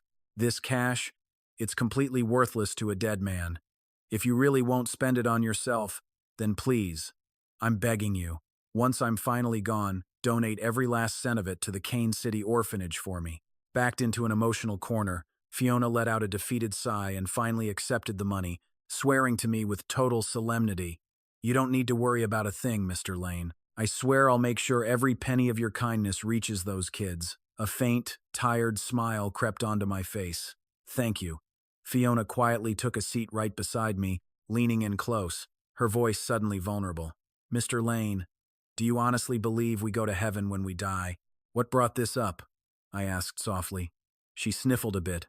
"I just watched this incredibly tragic soap opera, and honestly, I bawled my eyes out. At the very end, the male lead died, but he promised his true love that he'd be waiting for her up in heaven." Taking a slow breath, I whispered, "You know, when I was just a little kid, our orphanage matron would always drill this into our heads. She said that anyone who lived a good life and kept a pure soul would definitely get a one-way ticket to heaven." Fiona didn't skip a beat, declaring with absolute certainty, "Well, if that's true, someone as incredibly kind as you is definitely getting through those pearly gates, Mr. Lane." My voice drifted, heavy with a desperate kind of longing.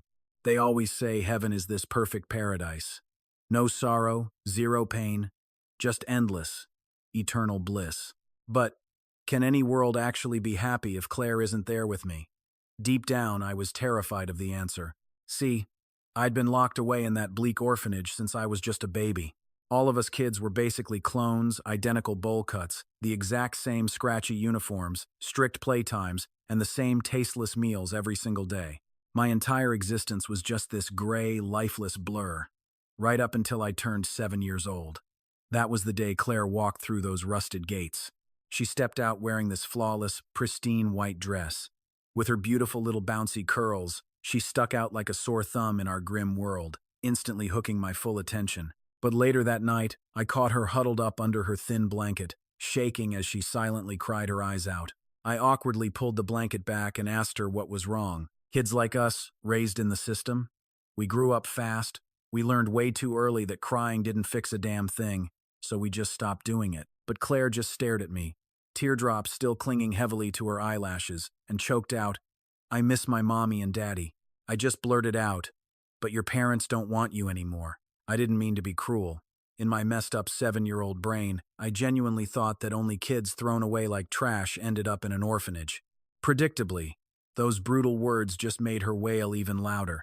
Panicking and completely out of options, I dug into my pocket and pulled out my most prized possession, a single milk candy I'd been hoarding forever. I tore off the wrapper and literally stuffed it right into her mouth. Shockingly, it actually shut off the waterworks, and just like that, the very first seeds of our lifelong friendship were planted. It wasn't until way later that I found out the brutal truth. Claire's parents hadn't abandoned her at all. They'd been killed in a horrific car crash. That made her drastically different from the rest of us throwaway kids who were dumped at birth, but honestly, in my heart, I felt like we were exactly the same. At the end of the day, none of us had parents to go home to. Claire became my window to the outside. She'd spin these amazing stories about a magical world beyond the orphanage walls, things I couldn't even begin to imagine. Because of those stories, I was glued to her side 24/7. She lit this massive, blazing fire in my soul, making me desperately crave the world out there. For 11 grueling years in that orphanage, we were everything to each other, our only hope, our only family. The day we turned 18, she finally confessed her feelings for me, and side by side, we crushed our exams to get into the exact same university together.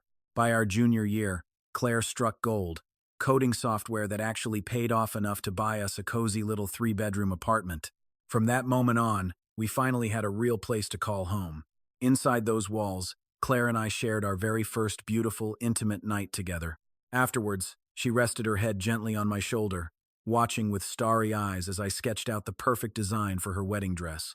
We had it all planned out: get married right after graduation, have 2 adorable kids, and build a blissful, picture-perfect family of 4. But fate loves a cruel punchline. After 15 years together, Claire was the beating heart of my entire universe. Honestly, even if I made it to heaven, paradise would feel like absolute hell without her by my side. I actually started envying that tragic male lead Fiona had told me about. At least he got to die, making a heavenly promise to his true love. As for me, I had absolutely nothing left, terrified to even breathe a word to Claire about my impending death. "Mr. Lane, why are you crying?" Fiona asked, staring at me as hot, heavy tears streamed relentlessly down my face. I frantically wiped at my cheeks, trying to play it off. "Oh, it's nothing. The wind just blew some dust into my eyes." Except, there wasn't even the slightest breeze in the room right now. Bless her heart, Fiona didn't call me out on my bluff. She knew perfectly well that beneath this calm facade, I was falling apart. I mean, staring down your own death sentence, who wouldn't be completely terrified? Especially when I was still so painfully young. Fiona couldn't help but mutter about how unbelievably unfair the heavens were, cursing the fact that someone as gentle and kind-hearted as me was given such a brutally short life. "Mr. Lane, let me read the daily news to you." It was our little routine. Mostly because I was completely blind now, Fiona would dig up the most ridiculous, laugh-out-loud headlines just for me. Pulling out her phone and clearing her throat, she kicked things off. So, a couple daydreamed about winning a 5 million lottery, only to end up in a massive, bloody fistfight over how to split the imaginary cash. Oh, and get this, a college kid named Smith scored a gorgeous older girlfriend online, but the second they met up in person, he realized she was actually his roommate's mom. And here's a good one. A robber snatched over $10,000 in cash, immediately got his pockets picked by someone else, and actually dialed the cops. She rattled off a few more wild stories, but all I could manage was a weak, polite twitch of my lips. No real laughs today. She quickly sensed my heavy, crushing vibe. "Mr. Lane, what's really going on today? Are you feeling worse? Does something hurt?" I just shook my head slowly. "No, I'm okay. I just didn't get much sleep last night." The brutal truth, I hadn't slept a single wink. I just lay there in the dark, agonizing over the fact that today was Claire and Daniel's wedding day. Today, the absolute love of my life was walking down the aisle, but the groom waiting for her wasn't me. "Then how about I help you back inside so you can rest for a while?" I stubbornly shook my head again. As if my mind was finally made up, I said, "Fiona, can you pull up the live stream? The wedding broadcast today for Claire and the young master of the Daniel family." "Wait, Daniel?" Fiona sounded totally confused. but she tapped her screen anyway, asking softly, "Mr. Lane, why put yourself through this? Why watch their wedding stream?" Back when I lived in Kane City, rumors said this wedding was going to be mind-blowingly extravagant. They said the decorations alone cost hundreds of millions. So, I just wanted to see. I choked on the word, a bitter reminder of my dead eyes. I quickly corrected myself, a hollow ache in my chest. I just want to hear how breathtaking it is. Just let me pretend, to satisfy my own desperate craving for a wedding. Sighing, Fiona clicked into a wildly popular influencer's stream. Knowing my hearing was all I had left, she cranked the volume all the way up to max. The upbeat host practically screamed into her mic. "Welcome to the stream, everybody. Today is the big day. We are live streaming the ultra-luxurious union between Kane Technologies superstar, CEO Claire, and the one and only Daniel." Panning the camera, she started her grand tour.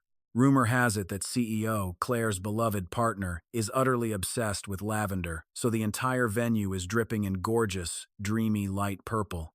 You guys, even the massive chandeliers in the banquet hall are decked out in pure, jaw-dropping amethysts. The host wouldn't stop raving, hyping up every single extravagant detail of the venue, from the mountains of imported, exotic flowers right down to the plush, silk-red carpet rolling up to the main stage. One by one, she painted a masterpiece with her words, and I listened to every syllable, letting the dazzling imagery of their perfect wedding burn brightly in the darkness of my mind. A whole agonizing hour later, Daniel finally strutted into the banquet hall, looking sharp in his custom-groomed suit. Standing near the entrance, the female streamer let out a breathless gasp. "Oh my gosh, they're here! Guys, they're here! The bride and groom are finally making their way to the stage. Guys, whatever you do not look away from this stream. Keep your eyes glued to the screen." Daniel strode down the red carpet in a sharp black suit, his eyes locked on the stage with a rock-solid gaze. Watching this, the streamer frowned in total confusion. "Okay, this is seriously weird. Why is the groom out here flying solo? Where in the world is the bride? And wait a second. Weren't the online rumors swearing up and down that their wedding outfits were this custom lavender theme designed by Claire herself? So why is Daniel rocking just a basic, everyday suit today?" Reaching the dead center of the stage, Daniel grabbed the microphone and looked out at the massive crowd of guests. Taking a deep breath, he said, "Welcome, everyone. To all my friends and family who traveled so far to be here today, I want to give you my deepest, most heartfelt thanks from the bottom of my heart. But before we kick off this banquet, I have a massive announcement to make. Today's wedding is officially canceled." The second those words dropped, the entire venue absolutely exploded. Canceling a wedding while standing right at the altar? It sounded completely insane. The room instantly buzzed with frantic whispers and wild gossip. The streamer's jaw practically hit the floor as she gasped, "Guys, the bride is literally nowhere to be found." She left the poor groom entirely on his own, standing up there like a lone wolf to announce the cancellation. There has to be some absolutely massive, mind-blowing drama behind this. Did the bride cheat at the last minute? What on earth happened? On my end of the screen, I was completely shell-shocked too. How could their wedding just fall apart? Why didn't Claire show up? A million wild theories spun through my head. Gripping the mic, Daniel kept his voice steady. This wasn't one-sided. This was a joint decision made by both Claire and me. To us, marriage is a deeply sacred bond. But right on the eve of the wedding, it hit us. We just aren't the right match. No one should ever just settle in a marriage. That is one thing we both agree on completely. So, instead of trapping ourselves in a forced marriage, only to grow emotionally cold and inevitably drift apart, we decided to pull the plug on this mistake before it completely ruined us. Daniel bowed deeply to the stunned crowd and softly added, "Thank you all, once again, for coming out today. Claire has already made it clear that she is covering 100% of the expenses for this banquet. So please, just treat today as a huge epic party with friends." Suddenly, a sneaky reporter who had slipped into the crowd shouted a razor-sharp question. "Mr. Daniel, if calling off the wedding was really a mutual choice between you and CEO Claire, then why hasn't she shown her face today? Why would she leave you completely alone to face the music and deal with a crisis this massive?" The truth was, just yesterday, right before boarding her flight, Claire had called Daniel. She told him she was heading straight to Provence to find me. As for the wedding fallout, she planned to have her assistant drop the cancellation bomb on her personal social media. She wanted all the toxic online backlash and vicious rumors to hit her directly, making sure Daniel could walk away from the wreckage of their engagement completely unharmed. But Daniel firmly refused. He told her to just focus on finding me, to go with a peaceful heart, and to forget about the consequences. He promised he could handle the wedding chaos flawlessly on his own. He wanted to stand at his post, guarding his own love one last time. That was exactly why he still wore his wedding suit. In his own mind, in this lifetime, this was his way of at least marrying her once. He knew deep down he could never compete with my fierce love for Claire, but he firmly refused to let his own love look weak in comparison. Flashing a perfectly polite, composed smile, Daniel looked right at the reporter. I honestly don't think this is a huge deal, and I'm more than capable of handling it myself. As for Claire, she has something much, much more important to do right now. Honestly, it's something more important than her own life. As her friend, I have to support her with everything I've got. Right on cue, Daniel's father marched the rest of the family onto the stage, standing shoulder to shoulder with Daniel, and instantly shutting the reporters up. Seeing his family rallying around him, a massive wave of warmth flooded Daniel's chest, and right at that very moment, he silently sent his most deeply felt blessings out to Claire. He prayed she would successfully track me down, and that she and I would never be ripped apart again. He had watched Claire's obsessive love for me play out right in front of him. He used to think her love was tragic, but now he realized my love for her had been 1,000,000 times more agonizing. What Claire and I had was a violently beautiful, two-way street of love. He genuinely hoped that the heavens would finally take pity on us star-crossed lovers and stop putting us through hell. With that, the live stream abruptly ended. Fiona immediately scoffed, rolling her eyes. Oh, please. It is so obvious this Daniel guy is still hopelessly in love with Claire. Even after getting dumped at the altar, he's defending her. If you ask me, Claire definitely just got distracted by someone else. What an absolute scumbag. Don't you think so, Mr. Lane? But I was completely deaf to her words. My brain was completely short-circuiting over the bombshell news of their canceled wedding. Why in the absolute world did they just call off the wedding? Wait, could Claire have actually figured it out? Mr. Lane, hey, what is wrong with you? Are you even listening to me right now? Still trapped in a daze, I mumbled. What did you just say? Fiona raised her voice, repeating herself loud and clear. I said, they definitely canceled the wedding because Claire changed her mind. Honestly, she is absolute trash. Suddenly, Fiona let out a blood-curdling shriek, catching me completely off guard. Panicking, I quickly reached out, my hands groping blindly through the empty air. Fiona, what is it? What's wrong? I asked. I couldn't see it, but Fiona was staring wide-eyed at the person who had just materialized in front of her, looking completely breathless and exhausted from a long journey. Fiona was so absolutely paralyzed by shock that her voice failed her completely. Right then and there, she swore she would never trash-talk anyone behind their back ever again. I mean, who could have possibly guessed that the runaway bride would suddenly pop up right in front of her face? She was just about to open her mouth to warn me. But then she watched the newcomer yank me forcefully into her arms, making Fiona's eyes practically bulge out of her head. Yanked abruptly into a crushing embrace, I initially thought it was Fiona. But a split second later, I realized something was terribly wrong. The height, the scent, the build of this person, it was completely different from Fiona. Who are you? Let me go, I shouted. But the stranger didn't say a single word. They just held me even tighter. Stripped of my sight, raw panic had completely consumed my heart. Just as I was about to fight back and struggle, I felt warm, wet drops splashing onto the side of my neck. She was crying. Instantly, Claire's face flashed brightly into my mind, refusing to fade. My voice violently trembling, I choked out a single word. Claire? Claire loosened her grip just a fraction. Though I couldn't see it, her desperate, longing gaze was locked onto my face as she murmured softly, Ethan, it's me. Absolute terror surged through my veins, and only one horrifying thought crossed my mind. She knows the truth. No, this cannot be happening. Blinded by panic, I shoved her away and spun around, desperately trying to run away. But after taking barely 2 steps into the darkness, my unseeing eyes betrayed me. I tripped hard, crashing helplessly onto the ground. Claire rushed over in a heartbeat, dragging me back into her arms with overwhelming, agonizing heartache. Her voice broke, overflowing with infinite longing and bitter grievance. Ethan, just how much longer are you going to keep pushing me away? I shook my head frantically. No, you shouldn't be here. You are supposed to be at your wedding in Kane City, standing right beside Mr. Daniel. Why on earth are you here? Ethan, I love you.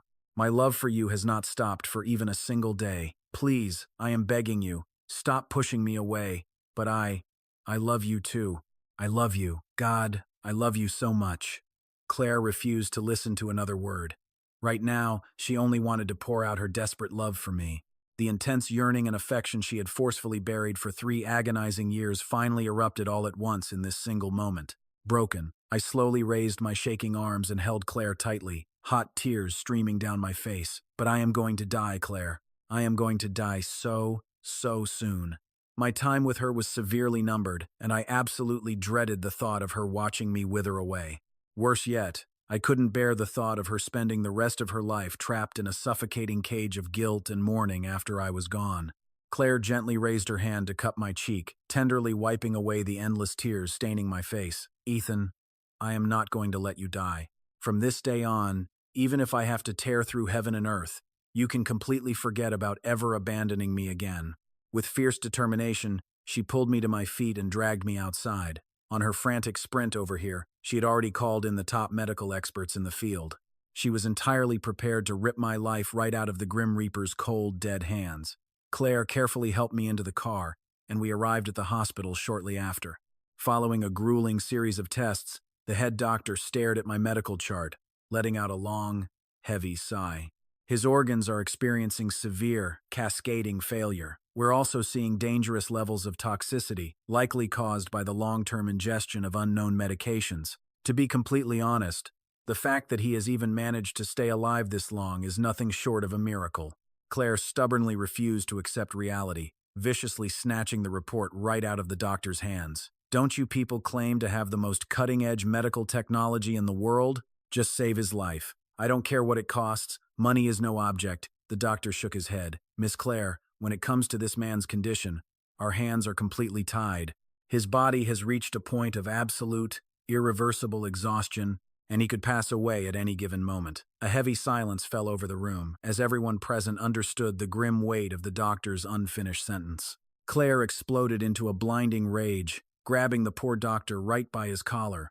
You are lying! This is just a pathetic excuse for your own incompetence. How dare you curse my Ethan? Hearing the commotion, I weakly reached out from my hospital bed and softly called her name. She dropped the doctor instantly, rushing to my bedside and gripping my hand like a lifeline. Ethan, I am right here. My voice was nothing but a fragile whisper. Claire, please, just take me back home. I know exactly what is happening to my own body. Please, don't make this any harder for the doctor.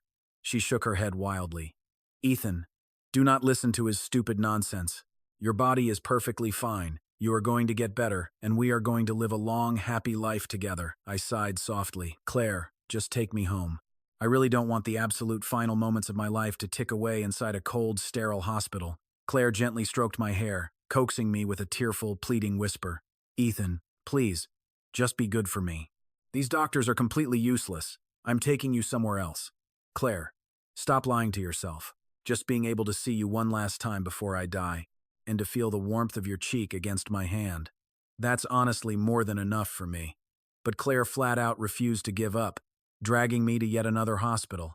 The grim diagnosis was exactly the same. My failing body had reached its absolute breaking point, and I could flatline at any given second. I fought her tooth and nail, and finally, my stubbornness won out. Claire drove me back to our quiet little cabin right outside the lavender fields. The entire ride back, she was completely paralyzed by her own fear, clutching me to her chest like her life depended on it. She didn't even dare to blink for a single second, absolutely terrified that if she looked away, I would quietly close my eyes and leave her forever. Feeling her trembling with anxiety, I slowly lifted my heavy, shaking hand. I traced my fingers weakly up her arm until I cupped her soft cheek, desperately trying to soothe her. Claire, please don't be afraid. With bloodshot eyes, Claire buried her face deep into my chest and sobbed. Ethan, why did you have to be so damn foolish?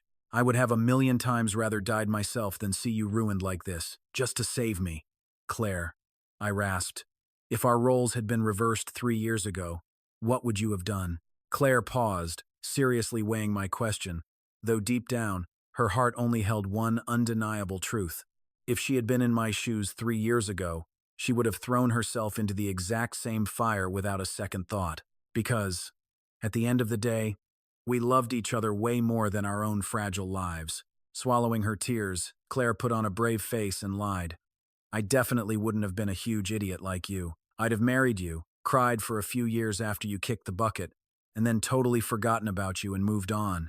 Pretending to be stung by her words, I forced a weak laugh. Man, if I knew you were that heartless, I wouldn't have bothered saving you. Ethan, you really shouldn't have saved me. A faint, bittersweet smile touched my pale lips. But Claire, I couldn't let you die. I just want you to live in this world, perfectly safe and perfectly healthy. Claire's voice completely broke.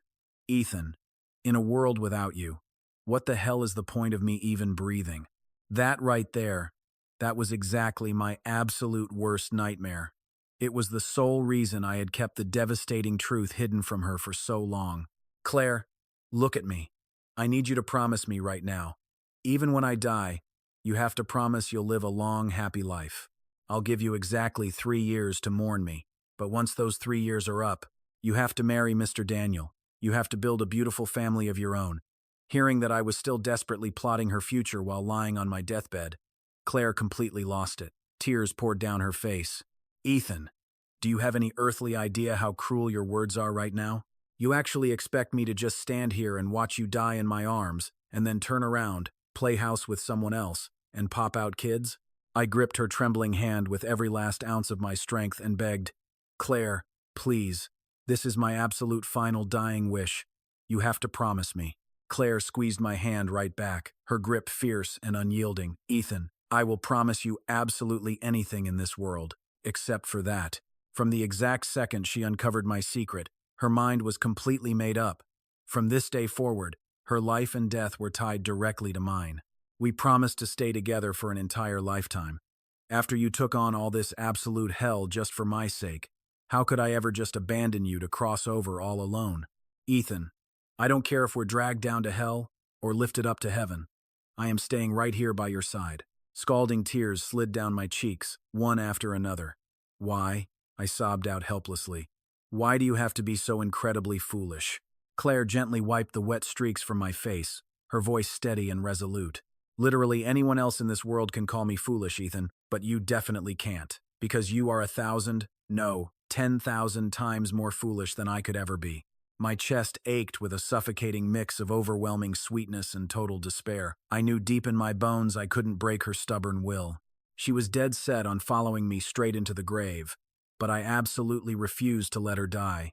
Claire, if you really care about me, if you know everything I went through was to keep you breathing, then you can't just let my sacrifice be for nothing. You have to survive for both of us. Carry my hope inside you. Use my eyes to see the rest of the world. But it didn't matter how much I yelled or pleaded. She was like a brick wall. By the time the car finally rolled up to our remote little cabin, Claire immediately reached out to help me step out. In a bitter fit of anger, I slapped her hand away, but she just smiled patiently, not rushing me at all. Honestly, my childish little temper tantrum probably gave her hope. To her, this grumpy, defiant guy looked a lot like the lively Ethan she used to know. She just hovered protectively behind me as we stumbled toward the front door. I dragged myself to the bed, collapsing and curling my entire body into a tight, defensive ball. I hugged my knees to my chest and started loudly shouting for Fiona. Claire immediately shot that down. There's only one room here, Ethan. I already booked Fiona a hotel. So, that was it. It was just me and Claire locked in this tiny cabin. She clearly refused to let me out of her sight for even a fraction of a second. A few minutes later, Claire brought over a warm basin of water to help wash the grime off me. But I fiercely fought back, thrashing around until I violently kicked the water basin straight over onto the floor. Without a single word of complaint, she patiently mopped up the huge mess, wiped down the entire room, and carried over a fresh basin of water to gently wash me. But as she delicately scrubbed my fingers, her eyes locked onto the network of jagged, tiny scars completely covering my palms. In a flash, all the terrible memories of the time she had brutally hurt me before came rushing back to haunt her. She dropped to one knee right in front of me, bowing her head to press a soft, trembling kiss against the palm of my hand. It was the ultimate act of surrender, a desperate plea for forgiveness. "Ethan, I am so sorry," she whispered, her voice breaking. I was completely blinded by my own stupid pride and jealousy back then, but during those 3 long years you were gone, I didn't forget you for a single second. I wanted to search for you so badly, but I was paralyzed by the fear of seeing you and Chloe living happily as the perfect couple. That little scene you staged with her, it haunted me, becoming my absolute worst nightmare for a very, very long time. And then, suddenly, you were right in front of me again, pulling out that old seashell bracelet just to trade it for cash. At that moment, I was torn between absolute joy and blind rage, overjoyed that you actually kept my gift all this time, and furious that you'd sell our memories back to me for just $30,000. I ended up doing some incredibly cruel and irrational things to you, Ethan. Our time is already slipping away. Are you really sure you want to spend our final moments together holding on to this grudge? A bitter chuckle escaped my lips. Claire, you know just as well as I do that my clock is almost up. I'm only begging you to grant my one final request. Promise me you'll go on and live a good life. But I don't want to. Ethan, you have no earthly idea how agonizing those 3 years without you really were. I lived in absolute, crushing misery. Hearing the raw pain in her voice, my resolve finally shattered. I reached out to pull her up, my fingers brushing against her tear-soaked cheeks. She was crying again, and my walls completely melted away. Claire, since when did you become such a huge crybaby? She didn't even try to hide it. I've never been as strong as you are. Did you forget? When we first met, I was crying back then, too. Because of my fading sight, I groped blindly through the air until I found her hand, pulling her tight against my chest. Claire, I murmured, fate has already dealt us an incredibly cruel hand. I finally managed to beat it, just this once, to keep you alive. Please, don't let my sacrifice be for nothing. Don't make me lose, okay? It was the very first time I had ever complained aloud about how brutally unfair our turbulent lives had been. In the end, Claire gave in, simply because she wanted me. She wanted me to win this rigged game against fate. She tearfully promised me she would keep living, even if surviving without me brought her nothing but pain. That night, for the first time in 3 long years, the two of us finally drifted off to sleep peacefully, wrapped tight in each other's arms. I ended up sleeping exceptionally deep, but Claire was too terrified to close her eyes for long. Every few moments, she'd lift her head just to check on me, desperately making sure I hadn't vanished into thin air. The very next morning, I woke up to the feeling of a soft, lingering kiss pressed against my forehead. A gentle, involuntary smile tugged at my lips. This was the exact moment I had daydreamed about for so incredibly long, just waking up every morning, helplessly tangled in the sheets with the only woman I ever loved. Even if tomorrow was the literal end of the world, having this would give me the courage to face it. Then, I heard Claire's warm breath as she whispered into my ear, "Ethan, let's get married. You still owe me a proper wedding." I completely froze, stammering out, but Before I could finish, Claire pressed her fingers softly against my lips. "No more buts," she said firmly. "All you need to do is say, 'I do.' Leave absolutely everything else to me. I do."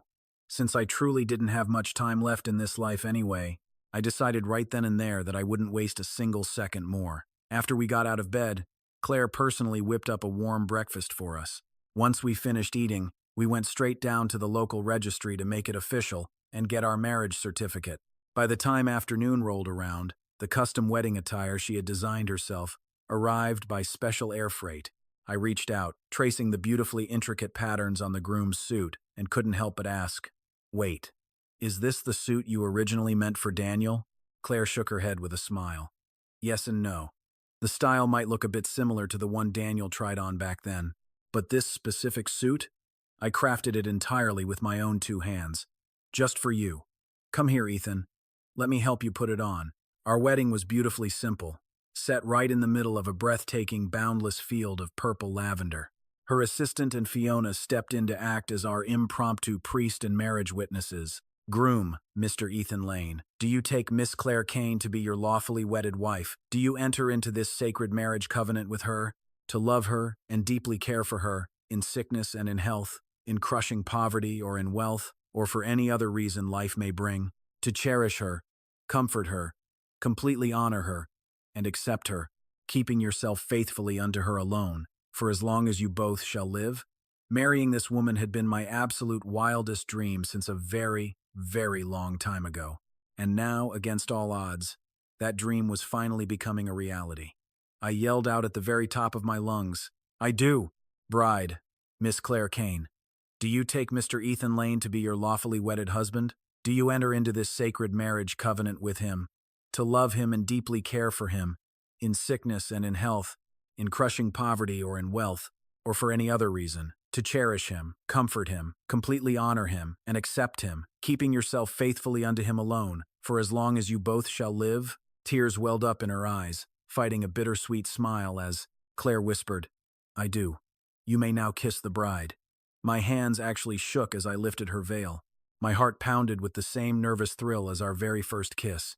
Just as I leaned in, a soft, gentle breeze wrapped around us, carrying a rush of sweet floral scent, like the world itself was giving us its blessing. But the fairy tale didn't last. After the wedding, my body started failing me, fading faster every single day. Soon, I was passing out, sleeping for 24 hours straight. Every time I did, Claire would sit frozen by my bed, guarding me like a lifeless statue. It was only when I finally fluttered my eyes open that she'd snap back to life, terrified she had lost me. Whenever I actually had the strength, my absolute favorite escape was going out to the lavender fields with her. I would lean my heavy head against her shoulder, just breathing in the rich, calming scent of the blooms and letting nature wash over my fragile frame. As the cool wind swept through my hair, I mumbled, my voice barely a cracked whisper, "Claire, Claire, I'm just so tired." Her grip on my hand tightened like a vice, her voice shaking violently as she whispered, "If you're tired, it's okay to sleep. I'm right here. I'm not going anywhere." But I fought it. I stubbornly refused to shut my eyes. They say, you know when the Reaper is standing at your door. And man, they're right. I knew deep down, if I gave in to the dark this time, I'd never wake up again. Struggling, I raised a weak hand to stroke her tear-stained cheek, desperate to burn every detail of her face into my soul. "Claire," I gasped softly. "They say good people get to go to heaven when it's all over. A place with zero pain, zero heartbreak, just pure peace. Do you think I'll actually make the cut?" Her eyes were bloodshot and raw as she choked out, "You will, Ethan. You'll find so much peace up there. Listen to me, Claire. I'm just going on ahead to save a spot for you. Promise me you'll live a long, beautiful life before you come find me, okay?" Tears crashed down her face like a broken dam as she sobbed, "I promise, Ethan. I'll come find you. I swear." A warm, satisfied smile finally spread across my face. We had made our sacred pact. I was ready to love her for all eternity from up above, waiting however many decades it took. My fingers went completely limp, slipping away from her warm skin. The darkness pulled me under, and I never opened my eyes again.